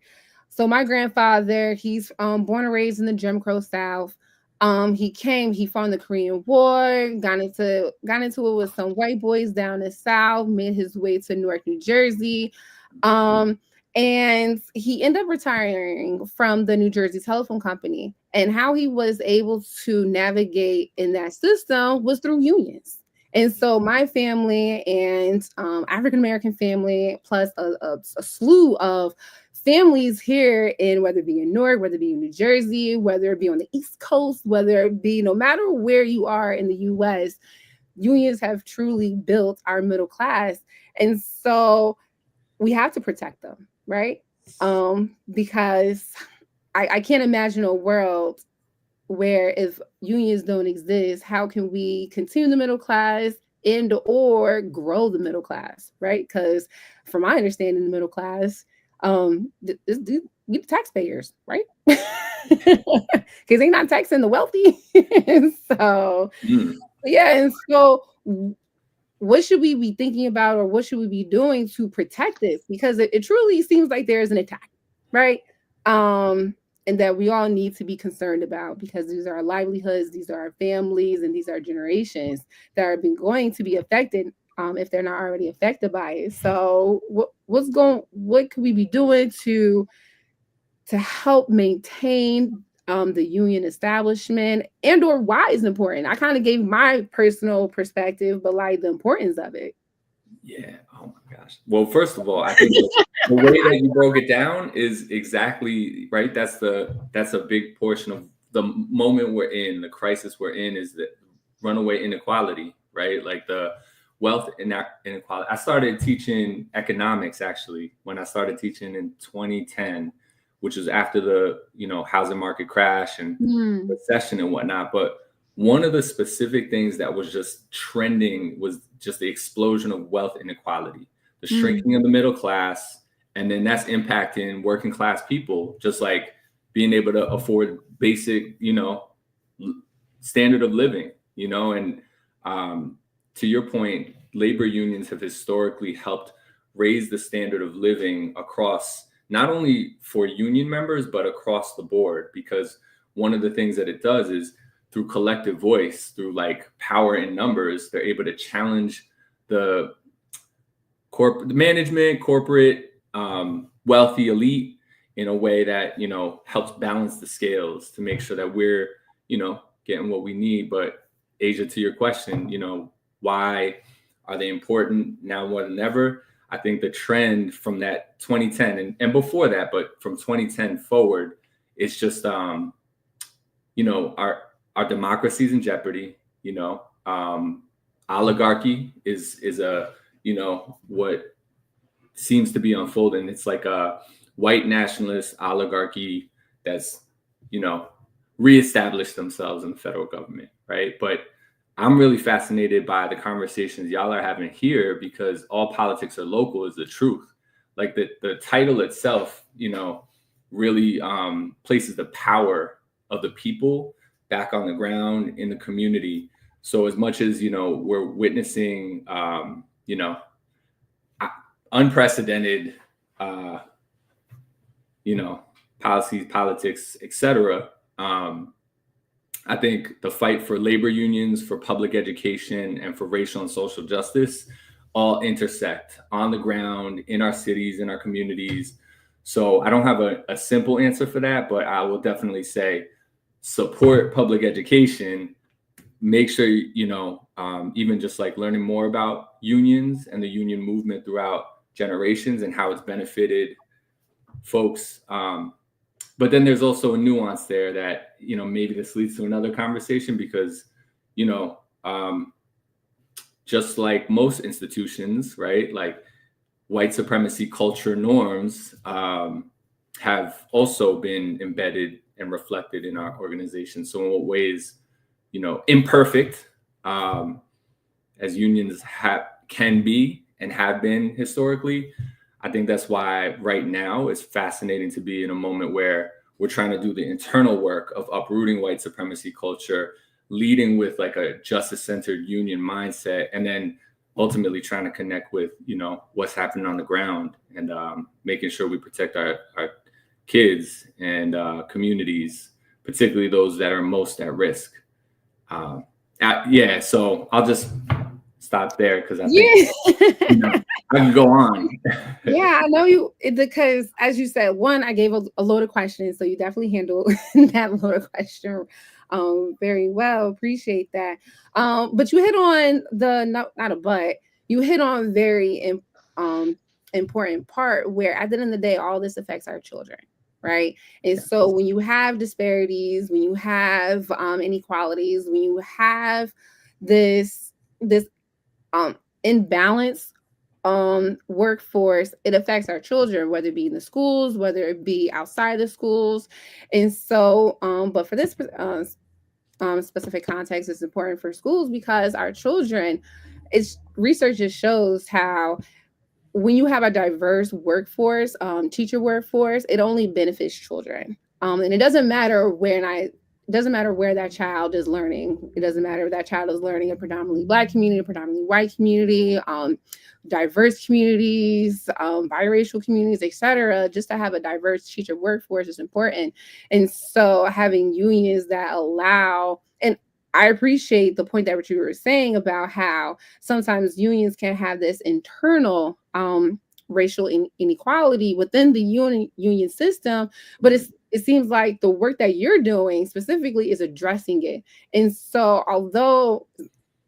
when I say although, I'm not trying to belittle it, it's more so given to power that although we know that it exists, power to the NEA for actually addressing it. Because people know things, but say like, oh, it'll fix itself. Oh, we're not going to do the work for that. And so big up to the NEA for that.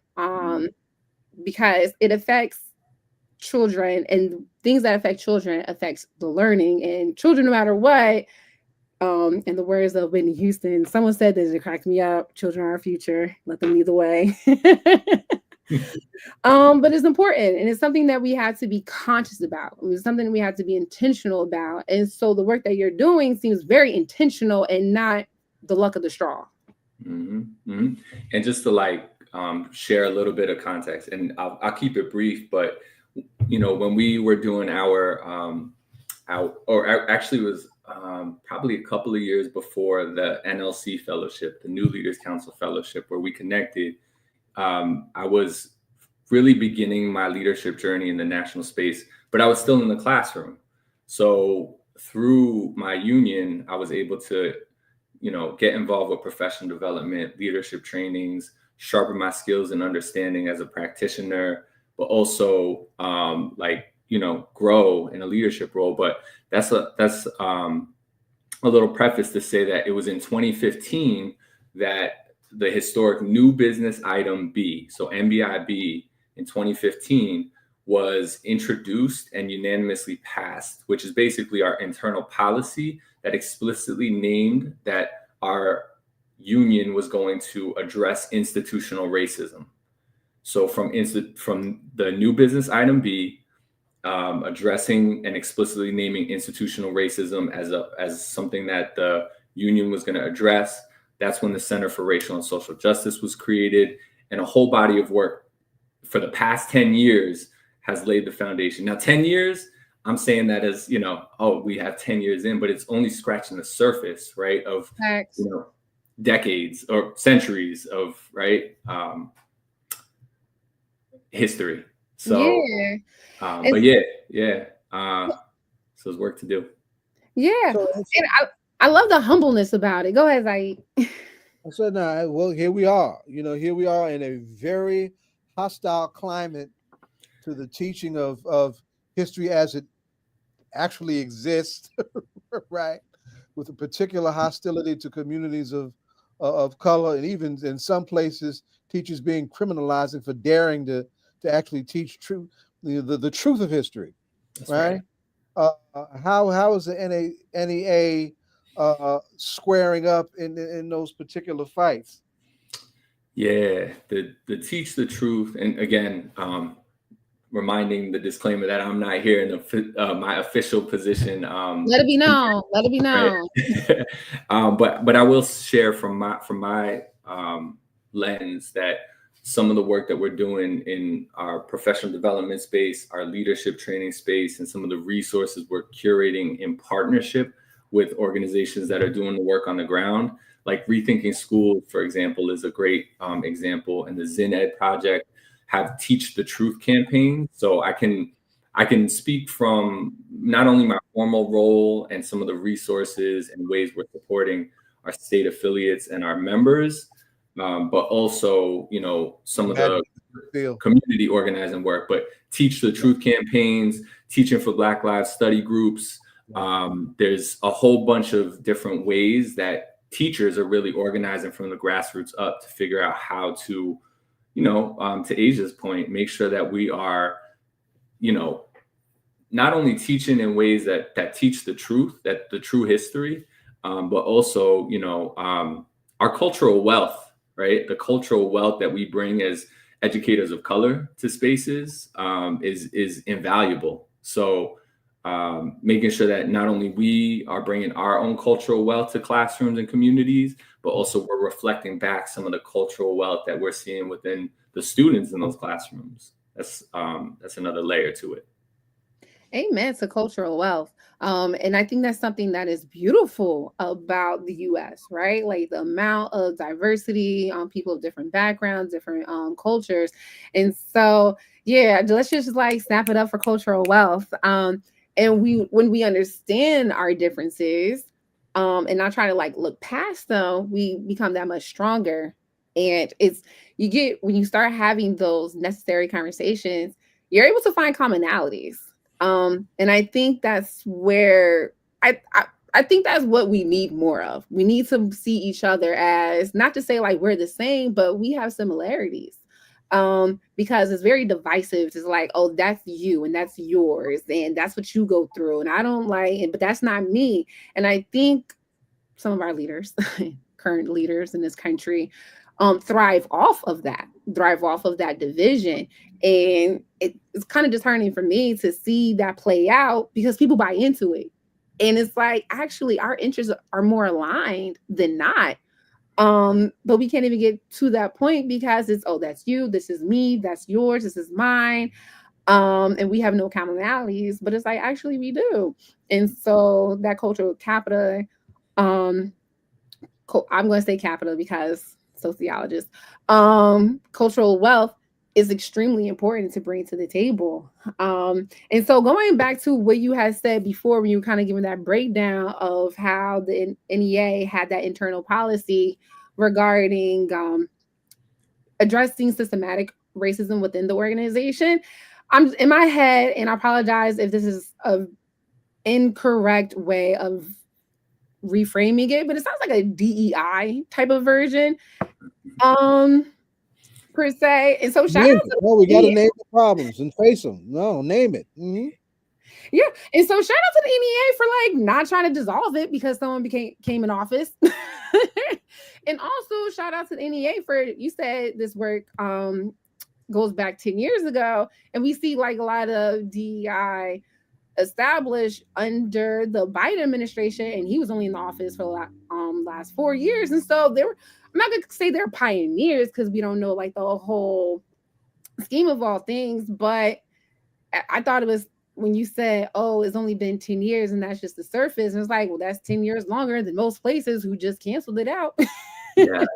Yeah. No, I also like to name that the DEI piece is fascinating too, because there is efforts to ensure that diversity, equity, and inclusion is available in terms of the ways that the organization are engaging staff. Like we're staff members, so we're internal, but the racial and social justice, right, that we're explicit about and the ways that we're organizing externally is there's like the nuanced difference between our racial and social justice community organizing work and then the DEI internal staff facing work, both of which are valuable. So like, I'm glad that you named it because it's interesting to have an internal conversation saying like, yes, diversity, equity, inclusion metrics, so on and so forth are helpful for our staff development. And what we're really trying to do is teach the truth. We're trying to combat some of the things that are most violent and harmful in our schools and communities. So not only are we saying yes to DEI, we're saying yes to racial and social justice and liberation. So I am proud of that. Also, I just want to make sure that I use the term cultural wealth. I want to make sure that I'm crediting Dr. Tarayaso, who is the originator of that term, community cultural wealth, which is, part of our practice. We got to make sure to credit the women of color that are the brilliant originators of this language. So, yeah. It's giving, tell me you're an educator without telling me you're an educator. So it's just like, what's your credibility? Man, you should be in the White House. So sometimes people just say stuff just to be saying it. And it's like, where'd you get that from? And then there are times where people's like, no, there's research behind this. This is what we know. This is what we practice, and these are the results. And so now we're trying to replicate those things. And so give the shout out to the lady, the Black woman again.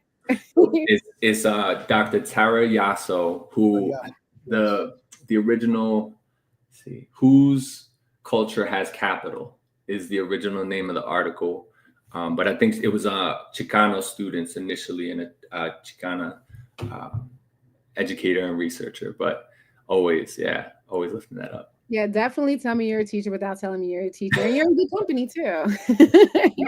Love it. We've been having these conversations, Asia. Right? Precisely. Right? Yeah, and Mr. Austin, he is a debate coach at Science. And so he can really I very much appreciated the way you framed it early on when we were talking about white nationalism, white cultural nationalism. You could talk about white cultural nationalism or white Christian nationalism. And just as they use the term DEI in a pejorative way, I think that just defining what it is, because a lot of times we get into these debates when they talk about critical race theory, and then we start defending what they're not even attacking. They're attacking black. You talk black stuff, right? Mhm. And you help black brown people. And we use the terms as they're supposed to be used. We use the terms like what DI is, what it represents, what is history behind it. We'll break it down. We'll talk about critical race theory. We'll break it down. But I think sometimes the shortcut and what you did, I appreciate it. And I hope this is also used in the NEA. And I hope that both in the press, in politicians, they start defining them for what they are. They're white nationalists. And I don't even think many people who are within the Trump administration would even recoil at that, because many of them are okay with it. Like Stephen Miller is okay with being a white nationalist. So I appreciated that. Is that something that both in conversations in the NAA that they're talking about openly? Like, are they openly talking about race and white cultural nationalism in dealing with the current crisis? Yeah, so I'll just speak from my shop and my team. We have professional development content that explicitly unpacks white supremacy culture. But again, since I'm crediting and making sure to cite sources, it's white supremacy culture based on Kenneth Jones and Tema Okun's work on 13 characteristics of white supremacy culture. But also we work with Western State Center to create an online learning platform to unpack white nationalism specifically and explicitly. So yeah, there's content that we are putting out there that we're ensuring to support members along their learning journey, because part of it is the tactic of authoritarian regimes are to create confusion, right? And chaos, which is clear on how we're seeing the tactics play out in this round of the administration. And through that, that's how they're able to it's a misdirect too, right? So like, we're going to create chaos over here, have you paying attention to this, and then, massive cuts or, unprecedented access of like the entire financial systems of the federal being shared with, right? Like there's so many different ways, but I'm taking a step back from the NEA portion, which, like I said, we do have content explicitly naming some of that. But then my own mind and words of how I'm critiquing and analyzing like an authoritarian white nationalist oligarchy takeover is, my own political frame of how I'm, naming and analyzing it. I mean, also crediting the people I have conversations with. And it's really, to your point, they're unapologetic about how they're approaching this moment. So all that to say, yeah, we're naming it. We're not shying away. I'll tell you that much. We're not shying away. We can't. I know that's right. Yeah. Allies. In doing this work, it's important to have good allies.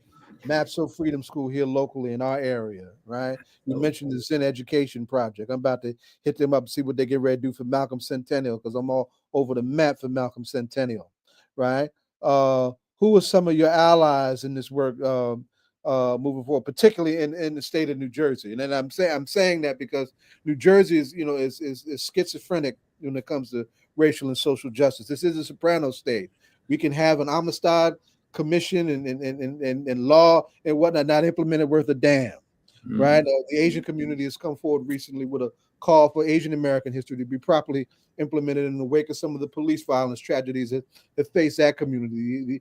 The AAPI are an important ally in terms of some of the work that I do, right? Who are your allies that are important to lift up in this and trying to move forward in this particular climate? Ooh, I love that question. Also, shout out to MAPSO and the various community organizations that are leading this work. I would say it's interesting. As I hear your question, I'd say two things. On one end, as a Filipino brother who's Asian American, brown identifying, but AAPI, people have been positioned as a wedge, right, through the model minority myth that like uphold white supremacy culture, but can at times perpetuate anti-Blackness. So within our own communities that we need to uproot, right, like colorism and colonial mentality. And even if you disaggregate the various communities, you know, as a Filipino brown identifying brother, that's different from some East Asian communities or South Asian and so on and so forth. It's complex, but I say all that to say, I consider myself an ally positionally in some ways, because I might be able to say things in, you know, mixed spaces or predominantly white spaces that could be received differently than if, you know, you were to say that in that space where you can be met with some punitive measures or not even listened to or marginalized. Mm-hmm. Right. Yes. So recognizing that I'm positionally an ally, right, in those ways, but also, like, again, I'm brown identifying, I'm Filipino. My history is, you know, 333 years of Spanish colonization, and then like American imperialism after we won our own independence, and then, right, like American imperialism. Heavy story. You know what I'm saying? So the relation between the U.S. and the Philippines is a heavy story. And by the way, I there's some bad young Filipino organizers out here on this front that I'm very proud of y'all and tearing that shit up. Go ahead, son. You talking to one of them. You talking to one of them. Bro, Susie Brown came out here, I will see what this kid got. Oh yeah. See, I hope. and you know what? That to your point, that is, for whatever it is, it's definitely something that I hold dearly, because my ancestors were active in the labor movement, organizing throughout the, you know, Alaskan canneries, the plantations in Hawaii, the farm workers in California. And actually, you know, and there's no shade to like legends in the game, but like, you know, Cesar Chavez, Dolores Huerta, and the Mexican farm workers, the way that curriculum and stories are told, it only talks about Mexican farm workers, Dolores Huerta, and Cesar Chavez as the heroes of one of the most hero and shiro of one of the most successful strikes rooted in civil rights tactics, right? Which was the Delano grape strike. But it was actually Filipino farm workers that were in collaboration with the Mexican farm workers, Larry Itliong, Philip Vera Cruz, and people that were actually spoke literally different languages, but then found ways to come together in community to organize the Mexican and Filipino farm workers across racial solidarity movement inspired by Black liberation movement and civil rights leaders of their time to get some major victories, right, for the farm workers, change in working conditions and wages. And to your question, you know, we talk about allyship, but what are we really talking about? We're talking about how do we build stronger cross-racial solidarity, intergenerational movement building, and how do we do that to confront the power structure? That's right. That's right. Go ahead, Gabe. You better educate us. You better let us know, because I just learned something. I'm not sure about y'all, but I definitely learned something. But this is going back to that cultural wealth, right? And so making sure that we have spaces where we can come together and talk and just let us know, because I didn't know that, honestly. And Gabe, we've known each other for 2 days, right? Because right. By the way, Dolores Huerta is still here in her 90s. Yes. Incredible woman. Yes. Well, go ahead. Yeah, that's where. Yeah. Well, I want to be conscious of time. I did tell Gabe, like, we do have time though. 8. And he does have a little one, and so we're all just out here managing parenting, curing the issues of that plague our communities and societies of today, by day and night, you know. But and if anyone has to have questions for Gabe, please do. If you don't, I'm going to ask the last one. All right. So wait. I do have one. I do have one, and that is, given what you just talked about and what happened in the last election, the white national strategy of divide and conquer, it seems left some scarring, right? Like when you're dealing with the immigration issue and what's being very popular is Latinos for Trump who are like, my relatives are getting deported, right? Or you have like, the Arabs, most Arab Americans for Trump who are like, oh my God, I didn't know he'd do that in Gaza, right? And so when you're talking about coalitions and allyship, there are a lot of Black people who are like, look, we put ourselves out here. Y'all don't listen to Black people. Communities of color don't deal with anti-Blackness within their communities. And because they don't deal with anti-Blackness within their communities, it makes it harder for coalitions and coalition building. Um, has that been a part of a discussion?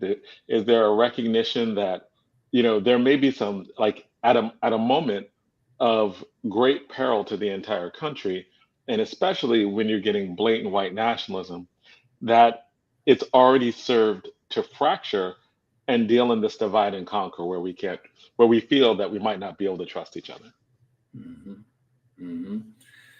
Yeah, absolutely. Your breakdown feels so on point and accurate to the effectiveness of the tactic to fracture multiracial coalition, which I think again I could expand on it further, but I would just say that that's what the beauty of the title of this show is. All politics are local. Is that although the battle is a national and global, right? It's a global battle. The battleground is your communities, right? So in what ways are we able to build the relationships? I mean, Mapso Freedom School is one example, but there are so many other examples. Black Lives Matter in Patterson with Zelly and the crew, and there's other various community-based coalitions that are able to address some of the white supremacy ideology that poisons our mind, the colonial mentality that poisons our mind, that instills anti-Blackness as a practice. And I'll just say that as a former teacher, as much as I can live in the intellectual or academic space, in what ways is my understanding and analysis translating to action and practice? And that includes everything from how I'm engaging with my partners and allies, how I'm actually naming and challenging some of the behaviors or patterns that I'm seeing within myself, first and foremost, but also within my coalitions and within my workspace, within my personal spaces. So I think to respond to your question that's a big part of the work, is how we becoming better practitioners of relationship and solidarity. So at the local level, primarily.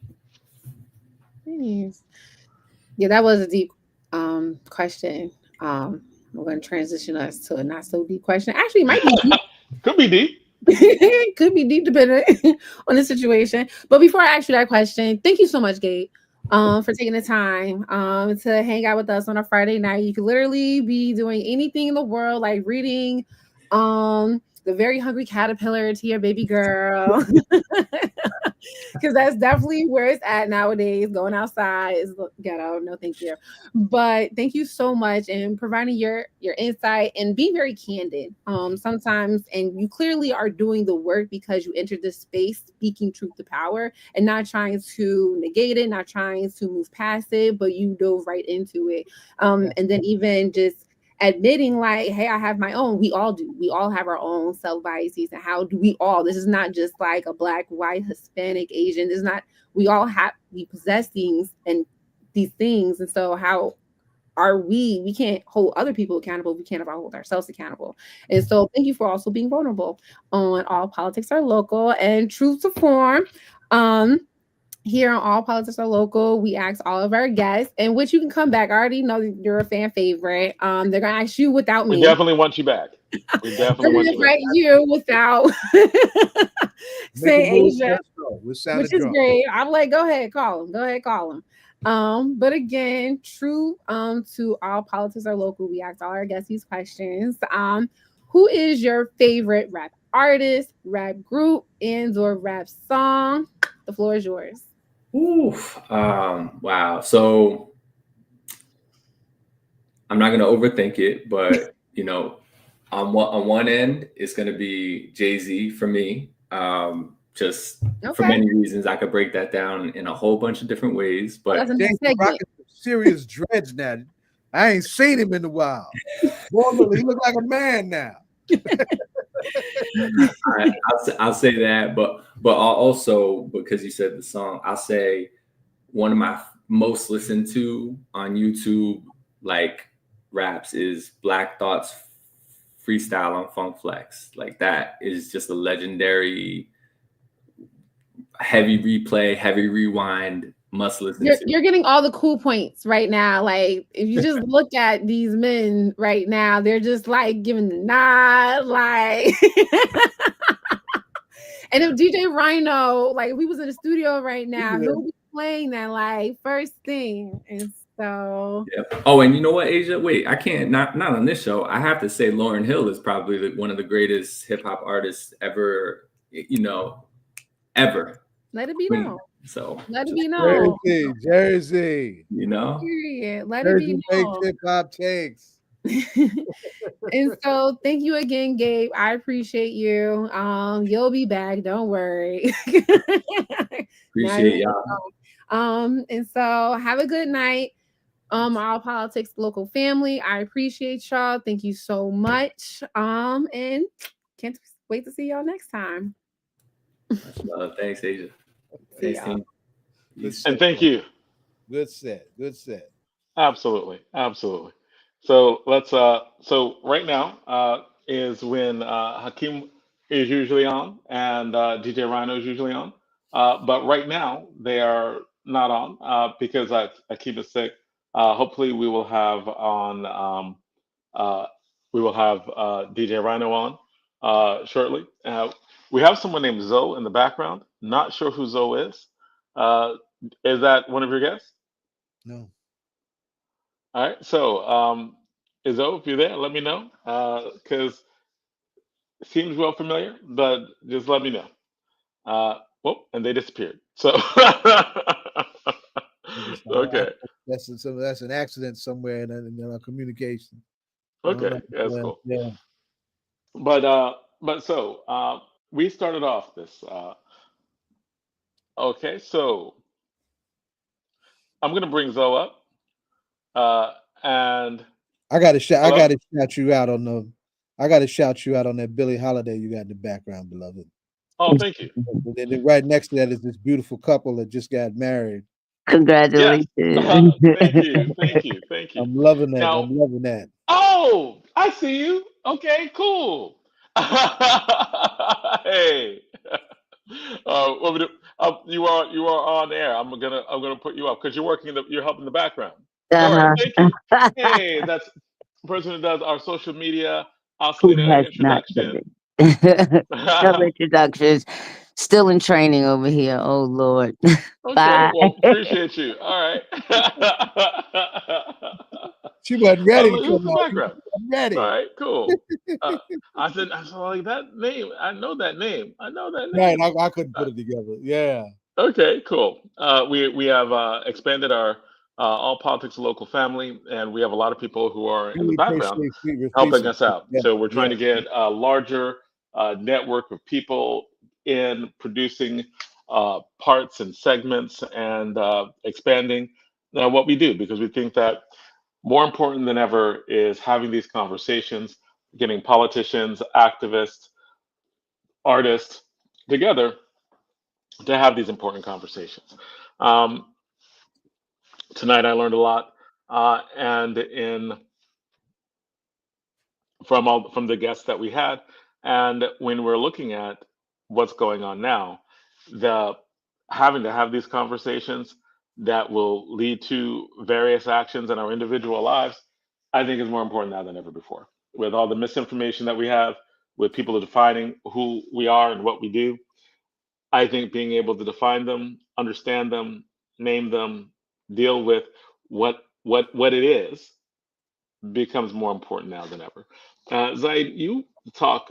You have you. I know you have very strong feelings about what has gone on in the last 2 weeks, and we are having a lot of these conversations. To the conversation I asked, about coalitions? Because I've asked that question a few times. We had people on for immigrant justice a few weeks ago. And what I've noticed is that I have observed within our community a certain ambivalence to get involved now. And there has been, we told you, we told you, we have like broke it down. And so did Trump, really, right? Like it is the most blatant display of white nationalism that I've seen in my lifetime, right? And many times it was just undeniable. Like you can't look at it any other way. And for people who are also of color to be like, I'm shocked. I didn't know, right? For him to gain so many votes when people are clearly voting against their interest in ways where we think, like, to most black people, it was just obvious that he's not going to be in your interest. Like, you could try what you want. God bless the Republicans who are black, who are like legitimate old school black Republicans. God bless them. But get what you could get. Like, what, show us what it is to be a black Republican at that point. Because I don't know where to start. When we're looking at the senator from South Carolina, what is he able to do for anyone?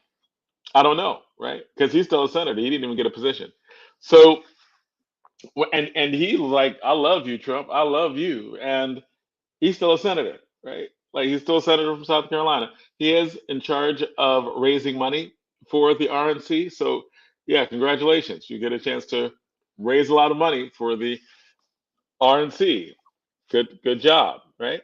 But it does seem like there is a sense of frustration, a sense that if you are if you're black and you are looking at politics right now and you're seeing what's going on, you're like, well, other communities probably needed to organize better to not be so anti-black, for that not to come out. When there was a press conference uh, by Arab Americans for Trump that changed their name because they were so disappointed about what he would do, what he proposed on Gaza. I'm like, well, you're disappointed about what he would do when he said what he would do, and he wasn't unclear. It was very clear. How do you deal with interracial, multiracial coalitions that seem fractured now based on this? What is it that are the groups that organize stuff that we all agree with? Do you think that they're sensing, understanding the ways in which this election, the response, fractured certain cross multicultural trust? As in, we might not be all on the same side. As in, if we work together now, you might shank us later because you haven't dealt with the anti-blackness that is within your community. That's a big question. I don't know if I have a simple answer for that. I think the way to go is what this young man just described, what Gabriel just described, the cross-cultural solidarity and understanding how to be ally in your respective lanes, in respective spaces, in respective situations, right? And being able to identify that.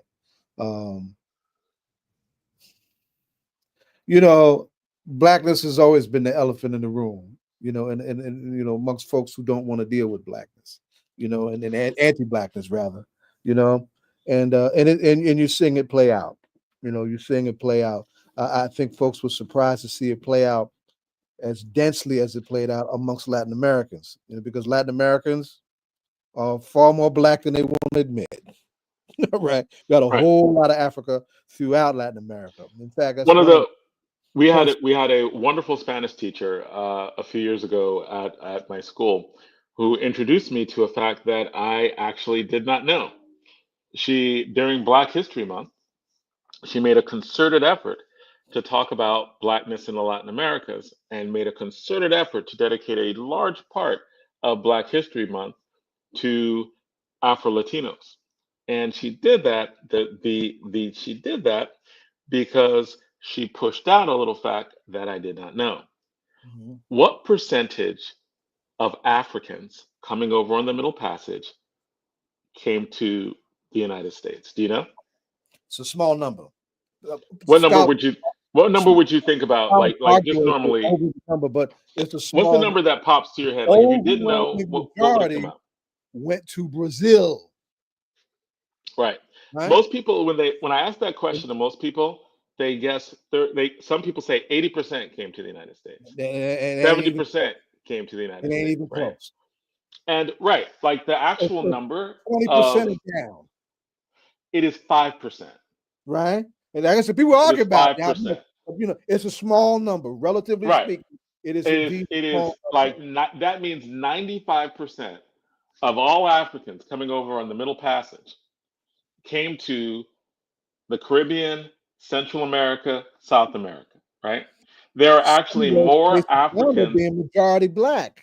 right? There are more Africans in Brazil, right? There are more people of Africa in Brazil than any place outside of Africa. That's right. That's absolutely. And and when And we look at Brazil was the last country to abolish slavery a generation after the American Civil War. The same can be said for Cuba. Cuba's right, 1884, Brazil is 1888. mm, You know, that's Berlin Conference years. right, That's a whole generation after the U.S. Civil War. And the U.S. Civil War was the bloodiest war of the 19th century, mm. right? But the numbers that we're talking about, relatively speaking, to the rest of the South, it's a totally different ballgame. And And where would right, this country be if slavery perpetuated another 20 years or so? Where would this right, country? You think we backwards as hell now?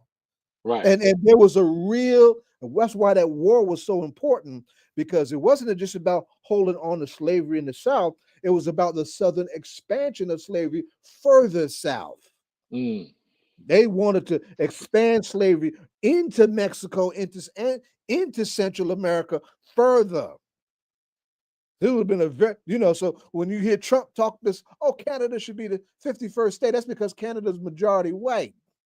But mm, back in those days, they wanted to make a majority white, going all the way down from here damn near to Panama. right. And that is and I would love to work with that teacher. Let me tell you something. With Malcolm Centennial, Malcolm is my mhm, bam. That's my jump off point. right. But what is Malcolm's definition of Afro-American? Right? Anything south of the Canadian border. Any person of African descent in the Western Hemisphere Right. is an Afro-American. Oh, wrong That was question. a definition that was Pan-American and Pan-African at the same time. Right. Totally gets overlooked. And it's one of the spaces that I want to take our Malcolm work, meaning the Malcolm X And commemoration. can you repeat that? Because I butchered the question. Can Hmm? you repeat that? Because I butchered the question. Because I thought you were talking about where's the South, anywhere south of Canada. But no, you were asking a very different question. So you made a very different statement. Repeat that, please. Any person of African descent anywhere in the Western Hemisphere Mm. is an Afro-American, and they have the right to Canadian, organize around their Mexican, Africanity. Brazilian. Right. Yes. Yeah. So I mean, and there's a place for those relationships to be built. I would love to work with that teacher you're talking about. Right. I But would love she to just work with recently retired, but she was excellent. Oh And I man. appreciate it. It's funny because she did so at a time where a lot of the Latino students were denying their Africanness. They were looking at it in terms of there was some tension. They would, the ways in which there would be racial tension. And so she did it at a time when she felt that a lot of the Latino students did not understand who they were or where many of their ancestors came from, and we're looking at it and we're understanding race from a colonizer perspective, and as opposed to people who were descendants of the slave of the Middle Passage, right? and what that meant, and so she was very much someone who was like, when you're dealing with Central America, South America, you are dealing with the descendant of Africans, and putting that into play so that we would have an understanding of that. And I think that the complexity, right? Because what you spoke to is that who are of there are many people who are Latino who believe that or identify more with the colonizer Lean on than the white. colonized, with the European sector Lean on than white. with the African. And I don't mean it on a racial understanding of it. I mean it on an identity of, like, who do you identify with on a level of us and them oppression, in terms of oppression. Who do you feel that who do you feel you can look down on? It was almost like what James Baldwin talked about. James Baldwin wrote about this extensively, and he said the first, if someone is an immigrant, one of the first words they learn is nigga, right? And because they are introduced to it, because there is a level in which there is um, there is safety for them if they are not us. And I And think that it's there is possible to build your passageway to American prosperity through exploiting the Black community. right, or at least not getting in the way of that exploitation. At least being able to be like either being a participant or being a person who is uh, understands that I would, like, if I have some level of flexibility, I will side with the side or the aesthetic that is against them. If there's an us versus them, well, I'm going to try to make some alliances and be the side of Yeah. that, and those black people are the them, right? Mhm. And to some extent, I think that a lot of black people felt that happened to far too many in this election, where it would be something that, if people voted their interest, I don't think that it is in anyone's. I don't think it's in poor white people's interest to vote for white nationalism, because ultimately it is, as our guest talked about, it is the way in which it functions anyway, is to enrich rich people so that they can exploit poor and middle class white people and everybody else, right? Because that makes them the prison guards and the police to try to ward off, which are jobs that are stressful, high suicide, right? Like, they're in the coal mines, they're like the worst. Nobody kills poor white people like rich white people, and that's always been the case. Like, if you want to, if you want to kill poor white people in mass, just But get some rich white white people people to need, make money off of them. but white people, can't feel good about themselves unless they got some Negroes to mess with. Right. And it's one of those things that's always been a lie. It's always been that trick, that like that devil's bargain, that where poor white people, middle class white people, like, as working class white people get slaughtered and be made to work against their own interests. Yeah. Like, Obama gave them wanted to give them more medical care. He wanted to do Medicare for all, but it was like, I'm never going to be able to get that passed. So at least they won't suffer, right? And the programs that help the poorest of people disproportionately help white people, right? They would rather get rid of it than to be identified with getting help from Black folks or being associated with Black folks in that pool of help. And that's right. how. They were like, don't get rid of my ACA, right? The Affordable Care Act. I like that, but that Obamacare, oh heck no, right? And so it's one of those things From a where, Black guy. and it's at play here, right? So you look at all these people who are working against their interests, and when you have people organizing right now, I do think that it's going to force real discussions about anti-blackness in every coalition that we have. I don't think you're going to be able to do it, right? I don't, and not just with the organizers, but I think people are going to be like, organizers need to represent some votes. organizers need to represent their community. Because I think one of the things that happened within this election, and we were talking to, it struck me with all the different activists that we talked to before the election and after the election, that were talking about the good work the Biden administration was doing, funneling money within the community, right? Like, I think it was like 20% of all money needed to go to communities of color in the federal government, that like they were putting money in community programs, like, which is part of the way that many of the anti-violence programs were funded. They were funded out of the vice president's office, we realize, right? They were funded, the environmental programs that got funded. All those things were actually good for the community organizations.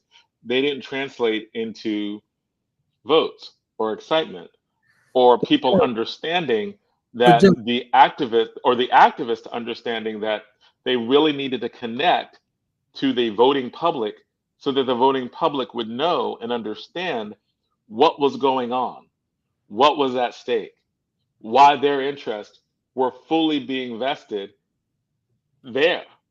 So I think that so the question I always ask is a loaded question, but I do think that the answers I think are layered. But I do think one of the things that is clear is that everybody's going to need to do work talking to their neighbors, talking to their communities about why anti-Blackness is suicidal. No matter what language you speak, no matter where you are, that anti-Blackness is an intoxicant. When you got Arab Americans voting for Trump and mad, like I could see it if you just hated other Arabs and were like, nah, they all got to go. But if you're mad at him wanting to turn Gaza into Disney World, if you're mad at that and you act shocked, you must have been high. And what could get you higher than anything else? That white supremacy. Powerful drug. Hey, Powerful drug.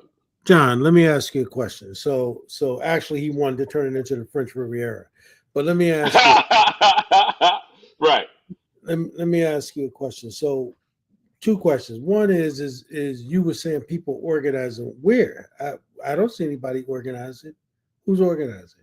No. I'm talking about people who had organized, like the ICC, right? The Ironbound Community Corporation. I'm talking about the Immigrant Justice. I'm talking about the people we have on our show, right? Mm-hmm. Who have been organizing immigrant groups, pushing or organizing for environmental justice or organizing for anti-violence, right? Like I'm talking about all of the organizers who received money from the federal government for what was going on. Yeah. They came on our show and they talked to us about the actual funding that they were getting from the Biden administration and being listened to on policy in ways that they hadn't been before, but talking to our own communities in ways about that. There seemed to be a disconnect. I remember we talked about that with Maria Lopez the last time she was on, who did amazing work on environmental justice and with the Ironbound Community Corporation and did amazing work nationally, was part of Biden's advisory commission on environmental justice and environmental racism, right, pushing them and pushing the EPA to make actual policies that would help us, right? Yeah. And I think what I was talking about though, John, is that where's the grassroots Black organizing? Where's that at, right, at this time? And I tell you why I'm asking that question. Because Ron Daniels said last year he had called for a State of Black America leaders organizational meeting. He said he's still waiting for that to happen. So it hasn't happened, right? And he said that, he is a second tier leader now.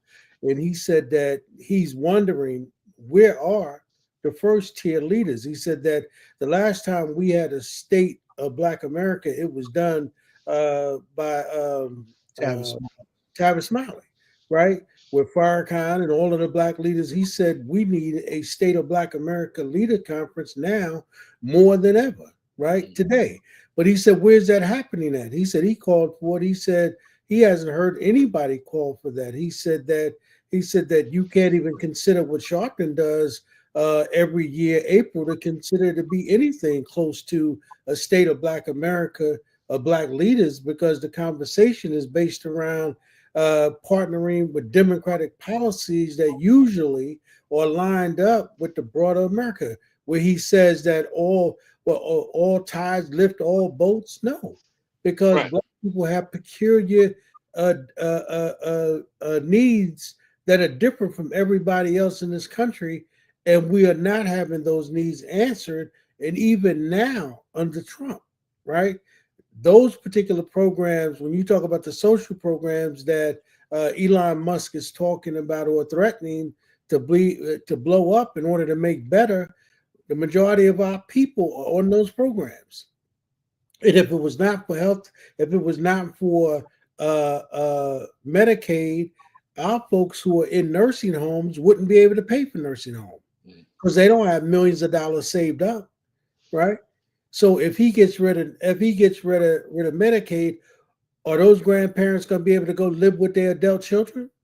No, because most of them are living paycheck to paycheck and probably don't have a house big enough where they can put a medical bed downstairs for a caretaker to come in every day and see about their elderly father or mother, right?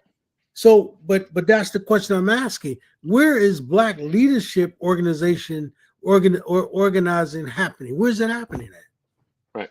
And again, if it's not happening at a local level, I don't think it's happening, right? Like, and what you tried to do a few years ago, where the National Black Political Convention, I think that something like that is needed. This has been needed, where grassroots organizers all over the country meet about what's going on. I think part of the mission, the medium term mission of our program is just to get people to talk about what their strategies are in organizing and meet many of the people who are doing grassroots work.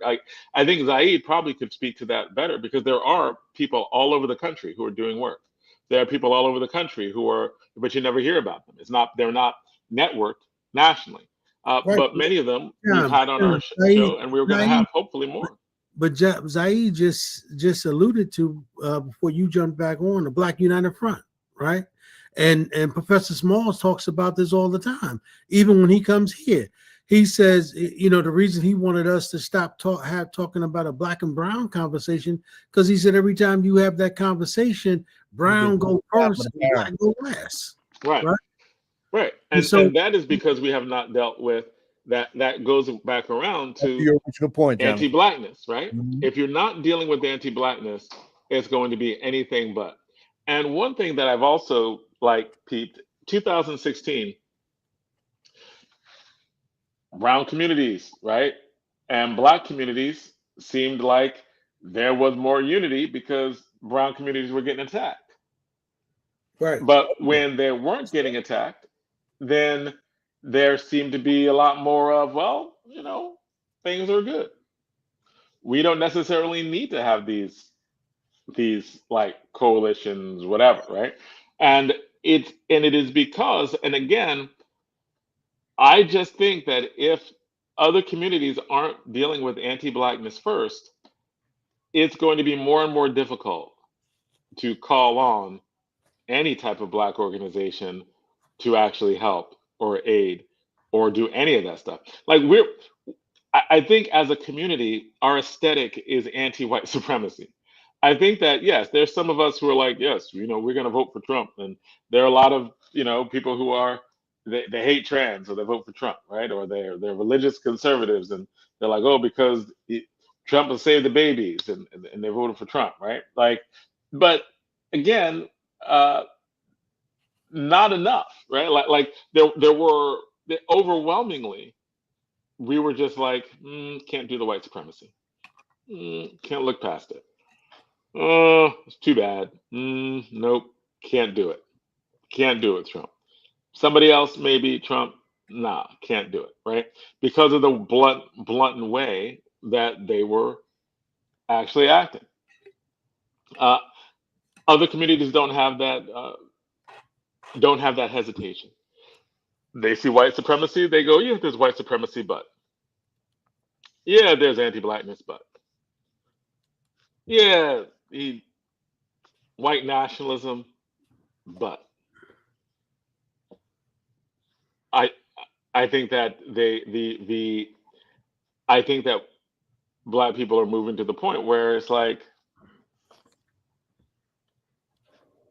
I'm not here for it, which is a potentially dangerous thing given that they are going to be attacking brown communities wholesale. Like they just deported a bunch of Indians. I didn't know Indians were the like I think the second largest group of undocumented people coming to the United States. I didn't know that. So I read the article about how a large plane got taken back to India. I was like, ooh, didn't know. Who knew? Right? And I think that all of these things are going to start coming up. And people who were not as the voters who were not as predisposed to identifying and going, ooh, that anti-black racism is bad, and I probably need to be like, if you're for, if you being, if you are supporting white nationalism, if you are flirting with Nazism, if you are doing those things, then that is not something I can go but with. That must be something I go, no, not now, not ever. It's funny because do you know the group that voted this that after black people, after black women and black men, do you know the group that voted mostly, like as a demographic, voted against Trump? What would you say? Jews. 70% voted against him, voted for Harris. And I think it's because But not surprising. Not no, surprising. because like I think that What I'm aesthetically alluding there's a to, thing against yeah. like white supremacy and Nazism makes them nervous too. Like, you Well, know, see, what I was at least pointing to, in terms of Jewish Americans yeah, in the way that he was pushing it, right? Because yeah. you just not have to not be a student at all of history to not be affected by that. Hey, DJ Rhino. Peace, peace, what's good? What's up, Rhino? Y'all hear me? Yeah, we Hey. hear you. We wind this point down. I just want to make this point. What I was alluding to in terms of the Jewish Oh, vote what were you saying, Zay?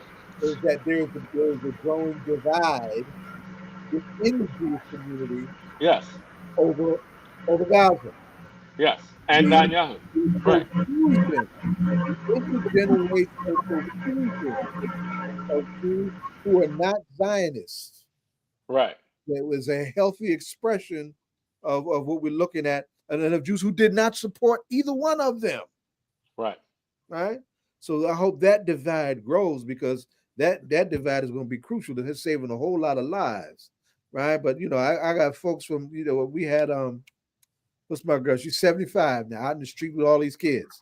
Right. We've had her on several times. I'm drawing blank on the name right now. All right. And yeah, uh, I got a comrade almost 80 who was one of our political prisoners, went underground with the Black Liberation Army, right?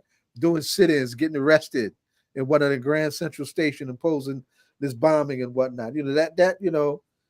Contradictions sometimes work in our favor. That's what Kwame Ture always referred to, and he said we must do our work so well that we affect contradictions within their ranks. Right. Right.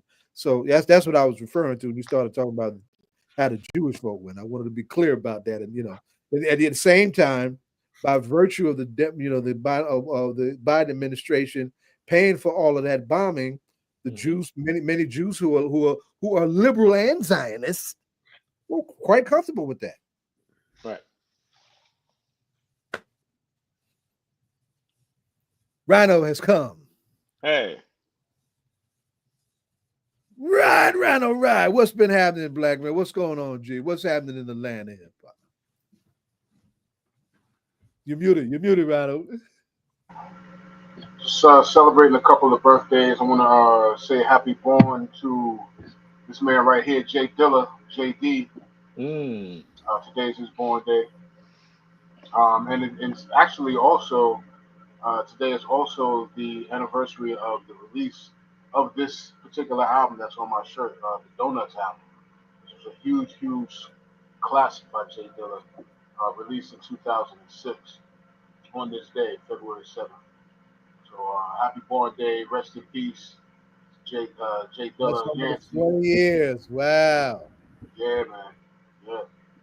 So yeah, definitely got to shout him out. Also, a happy born day to DJ Kid Capri.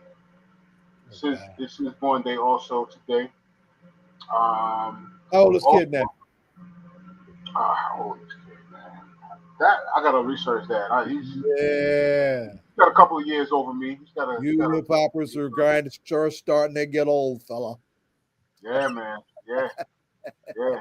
Classic heads, man. Are getting up there now. Hey. Another anniversary is see, Donna should be here for this, man. She misses out every time this comes up. But the anniversary of the Sugar Hill Gang's first album release. Oh my God! Wow! Everybody was partying to that. Everybody was partying to this, man. Yeah, this was huge, man. That was the bridge. That was the bridge to the new world of music, boy. That piece right there. Yep. That was 1979, right? 79. Well, this was released 1980. Yeah. This was the album. Mm-hmm. The single "Rapper's Delight" that was released in '79. The album was released in February 7th, 1980. Yeah. Indeed. Oh my God. It's a huge hit, man. And Tito Puente played on this album too, man. There's some. Oh wow! I didn't know that. Yeah, he played on. What was it? Sugar Hill Groove. That was my jam too. Yeah. That was kind of like a break because I don't know if y'all remember when we were in the studio when we were in Rutgers. When we were in the studio, I was talking about, and I did a mix too. I was talking about how a lot of the early rap jams had break beats on them as well because the early rap jams were live bands. It was live bands that were playing music for the early rap songs, and they had breakdowns where you had the drums and the congas and all of that. So Sugar Hill Groove was one of those records that was used as a breakbeat as well. The breakdown on it, people use in rhyme to this day. People still use it as a breakbeat to rhyme to. But Tito Puente plays on that record. So, yeah. I had the honor of bringing Tito Puente to Rutgers back. Let's see, what year was that? I want to say it was in '82. It was the year that Count Basie and Machito died. They died within weeks of each other, and Machito was close to both of them. But Tito's birthday is in April. Okay. His birthday was in between their deaths, and they both were like mentors to him. And so we did a big spread for him for his birthday. When he came in, he cried. He said, "Man, I couldn't even enjoy my birthday because two of my teachers went out of here, around the same time, I had a beautiful memory with that, right at Rutgers Newark. Right. And they still ain't figured out what to do with music. That's why we over here and then we ain't in there. Yeah. So just want to draw back real quick. 58. That's Kid Capri's age today. Oh, okay. Born in '67. 67, baby. Oh, that was a year. Oh yeah, especially for Newark. 69 were the baby making years in the 60s. 67 was a year for sure in Newark. That's for sure. Down to 67. Man. Also, on this day, we lost Big Pun back in 2000. On this day. Has it been that long? 2000? Yeah. That's 25 years. Yeah. Wait, that was 2000? Wow, that doesn't seem like it's been. Doesn't seem like it's been 24 years, man. Oh, God, yeah. Crazy. Remember that? My goodness. Yeah, man. That's true, because didn't we lose Heavy D in the 90s? Yes. Heavy D? No, we lost him in the 2000s. 2000s? Okay. Yeah. That one hurt too. Right. But yeah, definitely rest in peace to Big Pun, and condolences and love. Prayers still goes out to his family always. And that was it, man. I was just bringing in some news, some hip hop news, anniversaries and birthdays and stuff like that. I gotta say this because I haven't seen you guys. We got to talk about Kendrick, man. Kendrick came off 5 Grammys. I know. I didn't even watch it. That's okay. So in my head. So he's got 20 in total now. He has 20 Grammys in total now. But he deserves it. He swept this last Grammy. He swept him with 5. He killed it. Yeah. He killed it. And I know the Grammys, they so petty. They so petty. They are. I mean, you know how. Wait, didn't he get all of the Grammys for that one song as opposed to his album? Mm-hmm. Right? Yeah. They Not Like Us, as opposed to he released the whole album. Mm-hmm. He released the whole album. Did he even get nominated for Album of the Year for this album? I'm not sure. I think he may have. I know he got Song of the Year. He got Songwriter of the Year. Right. He got it. Yeah. I mean, he deserved it. Let's be real. And I think he might have cemented. 5 should have been 6. Right. And I think that there's a strong possibility that with 5 Grammys on a diss track, that might be the single worst diss song of all time. I mean, it might have beat out Ethan. Just because he's going to perform it at the Super Bowl. I mean, the Super Bowl? He's going to perform it at the Super Bowl. That's going to be terrible. You know, they were talking about, you know, something that he could perform in place of that so that he doesn't dry that out now that it's one piss off a lot of white folks. Yeah. What's that? I don't know, man. I think he's still going to do it because, I mean, it's like you got to do that song. He's got to do it. Super Bowl. It's literally his most popular song of all time. He will perform that at every concert he ever goes to. Yes. He has to. I mean, that's his greatest. It literally is his greatest hit. It's crazy. There are people who did not know who Kendrick Lamar was, who know that song. Yep. You know, Kendrick Lamar is actually the Lauryn Hill of his generation. Remember when she produced that record and she won every award she could win at the American Music Awards, fair. Grammys, Miss Education of Lauryn Hill. Yeah. I mean, he winning everything right Parallel. now. Right? Yeah. Yeah, but the wild thing though is he's winning it for that one song as opposed to his whole album that he released in the same year. Yeah. And he carried his whole city on his back through it all. He did. Rhino, let me ask you something. What's up? Yesterday was the 80th of Bob Marley. Yeah. Now, in the early days of hip hop, his influence was really obvious, right? But in later years, what would you say? How would you assess his influence on hip hop? Oh man, listen to the Afro beats, man. There's a whole lot of Afro beats and stuff going on now in hip hop, man. There's a lot of African rhythms and sounds and flavors in hip hop now that you can hear on the radio today. You know, and that all comes back from those great days of Bob. You know what I mean? And having those good vibes, man. That was the thing about Bob Marley. He had the message, man, but it was something about the music, man. The music was soulful, man. Carry that message, right? Yeah. Carry that message, man. So, and you hear a lot of good African rhythms, man, and Caribbean rhythms in hip hop today. So, Bob still lives, man. Yeah, I'm still trying to deal with him being 80. And, you know, I mean, he went out of here. He wasn't 40. You know, he was, you know. Mm-hmm. I remember the day he went out of here, man. Like, what? No. Yeah. And I remember during that time, during the time of his passing, a lot of R&B, a lot of music, period, even rock music, a lot of music in general during that time had a lot of reggae flavor in it. Yes. And a lot of that. In the early days of hip hop, it was real clear.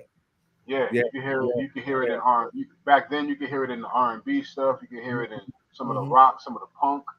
You can hear a lot of reggae rhythms in that stuff. Yeah. Hey, Rhino, before we run out of time, can we talk a little bit about Irv Gotti? Yeah, man. Rest in peace to Irv Gotti, man. We just lost Irv Gotti. We lost Irv Gotti yesterday, man. He was suffering from complications with diabetes. He had a stroke. That's what took him out. He just had a stroke, but he was suffering with 54. He was only 54 years old. Yeah, he was 54 years old, man.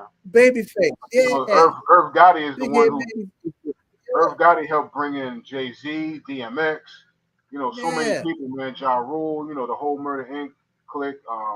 Mike Geronimo. Like he was behind a lot of artists, that came in, a lot of big artists too, that blew up back in the day, man. Irv Gotti was behind a lot of that, man, and Irv was one of those dudes, like a Dame Dash or whoever, they had that mouth, the gift of gab, you know what I mean? That was his thing. But But yeah, he definitely put in his work, man, and brought some things to the table, man. That he's gonna be remembered for. I think one of the things I definitely respect about him, man, he was able to sell his publishing and get the money he wanted from it, right? Right. Which was big. I mean, when I saw the interview when he said that he had gotten $60 million for his publishing, I was impressed. And the fact he was able to sell it, he said he wanted to take care of his family, he wanted to make sure his friends were doing well, and you got to give him credit for it, man. And the fact that he owned all of that, right? I mean, which was incredible, man. And I got to be honest with you, I really did like those records between Ashanti and Ja Rule. I thought those were some good records. Yeah. Back in the day, man. They marked that time. Yeah. Mm-hmm.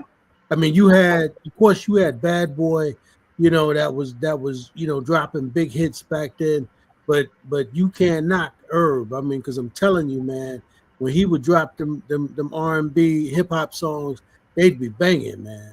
Yeah, man. Yeah, his work stayed in the club and on the radio. Yeah. That's what I'm saying. He's behind a lot of big hits and big names. Yeah, and I was telling Bashir yesterday, man. I mean, I wasn't really feeling, some of the things that 50 was saying about him yesterday, because I was like, yo, man, the brother's gone, man. Yeah. You know what I mean? Like, is that necessary? Yeah. Like, yo, man, just wish the brother Godspeed, man, and be like, yo, man, whatever it was, man, it's over, man. He can't respond, is done, man. Yeah. Once people pass, man, you gotta let that go, man. Whatever just let it go. Right. Gotta let it go. They can't. They're not here to defend themselves, speak for themselves anymore. And you gotta appreciate his contribution. You gotta appreciate his contribution, not just to hip hop, but to the music industry in and of itself for young Black entrepreneurs. Honestly, even to 50 Cent's career itself, because without Irv Gotti, you wouldn't have the Ja Rule, you wouldn't have that target that 50 used for so long for him to blow up on, because he blew up off of dissing Ja Rule. You know what I'm saying? And dissing the whole Murder Inc. camp and Irv Gotti and all of them. So without Irv and them being there, 50 wouldn't be where he's at. You know what I'm saying? Right. So yeah. But rest in peace to Irv Gotti, man. Yeah, for sure. I saw. I read something that even what's the brother from the Bronx, man, the Puerto Rican from the Bronx, Charlie Chase? No, the hip hop artist from the Bronx. He oh man, I'm drawing a blank like Zaid now. You know what I mean?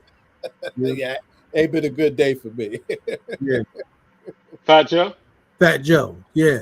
Oh, Fat Joe. Even Fat Joe pieced it up, man, on yesterday, man. Where he said some good things about him, and he said, yo, he wanted to thank him because he said he wouldn't even be in the hip hop business if it wasn't for Eure. And I thought that was big for him to say, man, because remember, he was defending he was defending Ashanti, Yeah, he was and also defending Ja Rule. Yeah. So for him to piece that up, no negative stuff whatsoever yesterday, man, I was like, wow, that's big, man. And I think that's the way you do it, man. You know what I mean? Old Lang Syne, man, that's over for me, man. I just want to say, rest in peace, my brother, and thank you for what you did for hip hop, man. Yeah.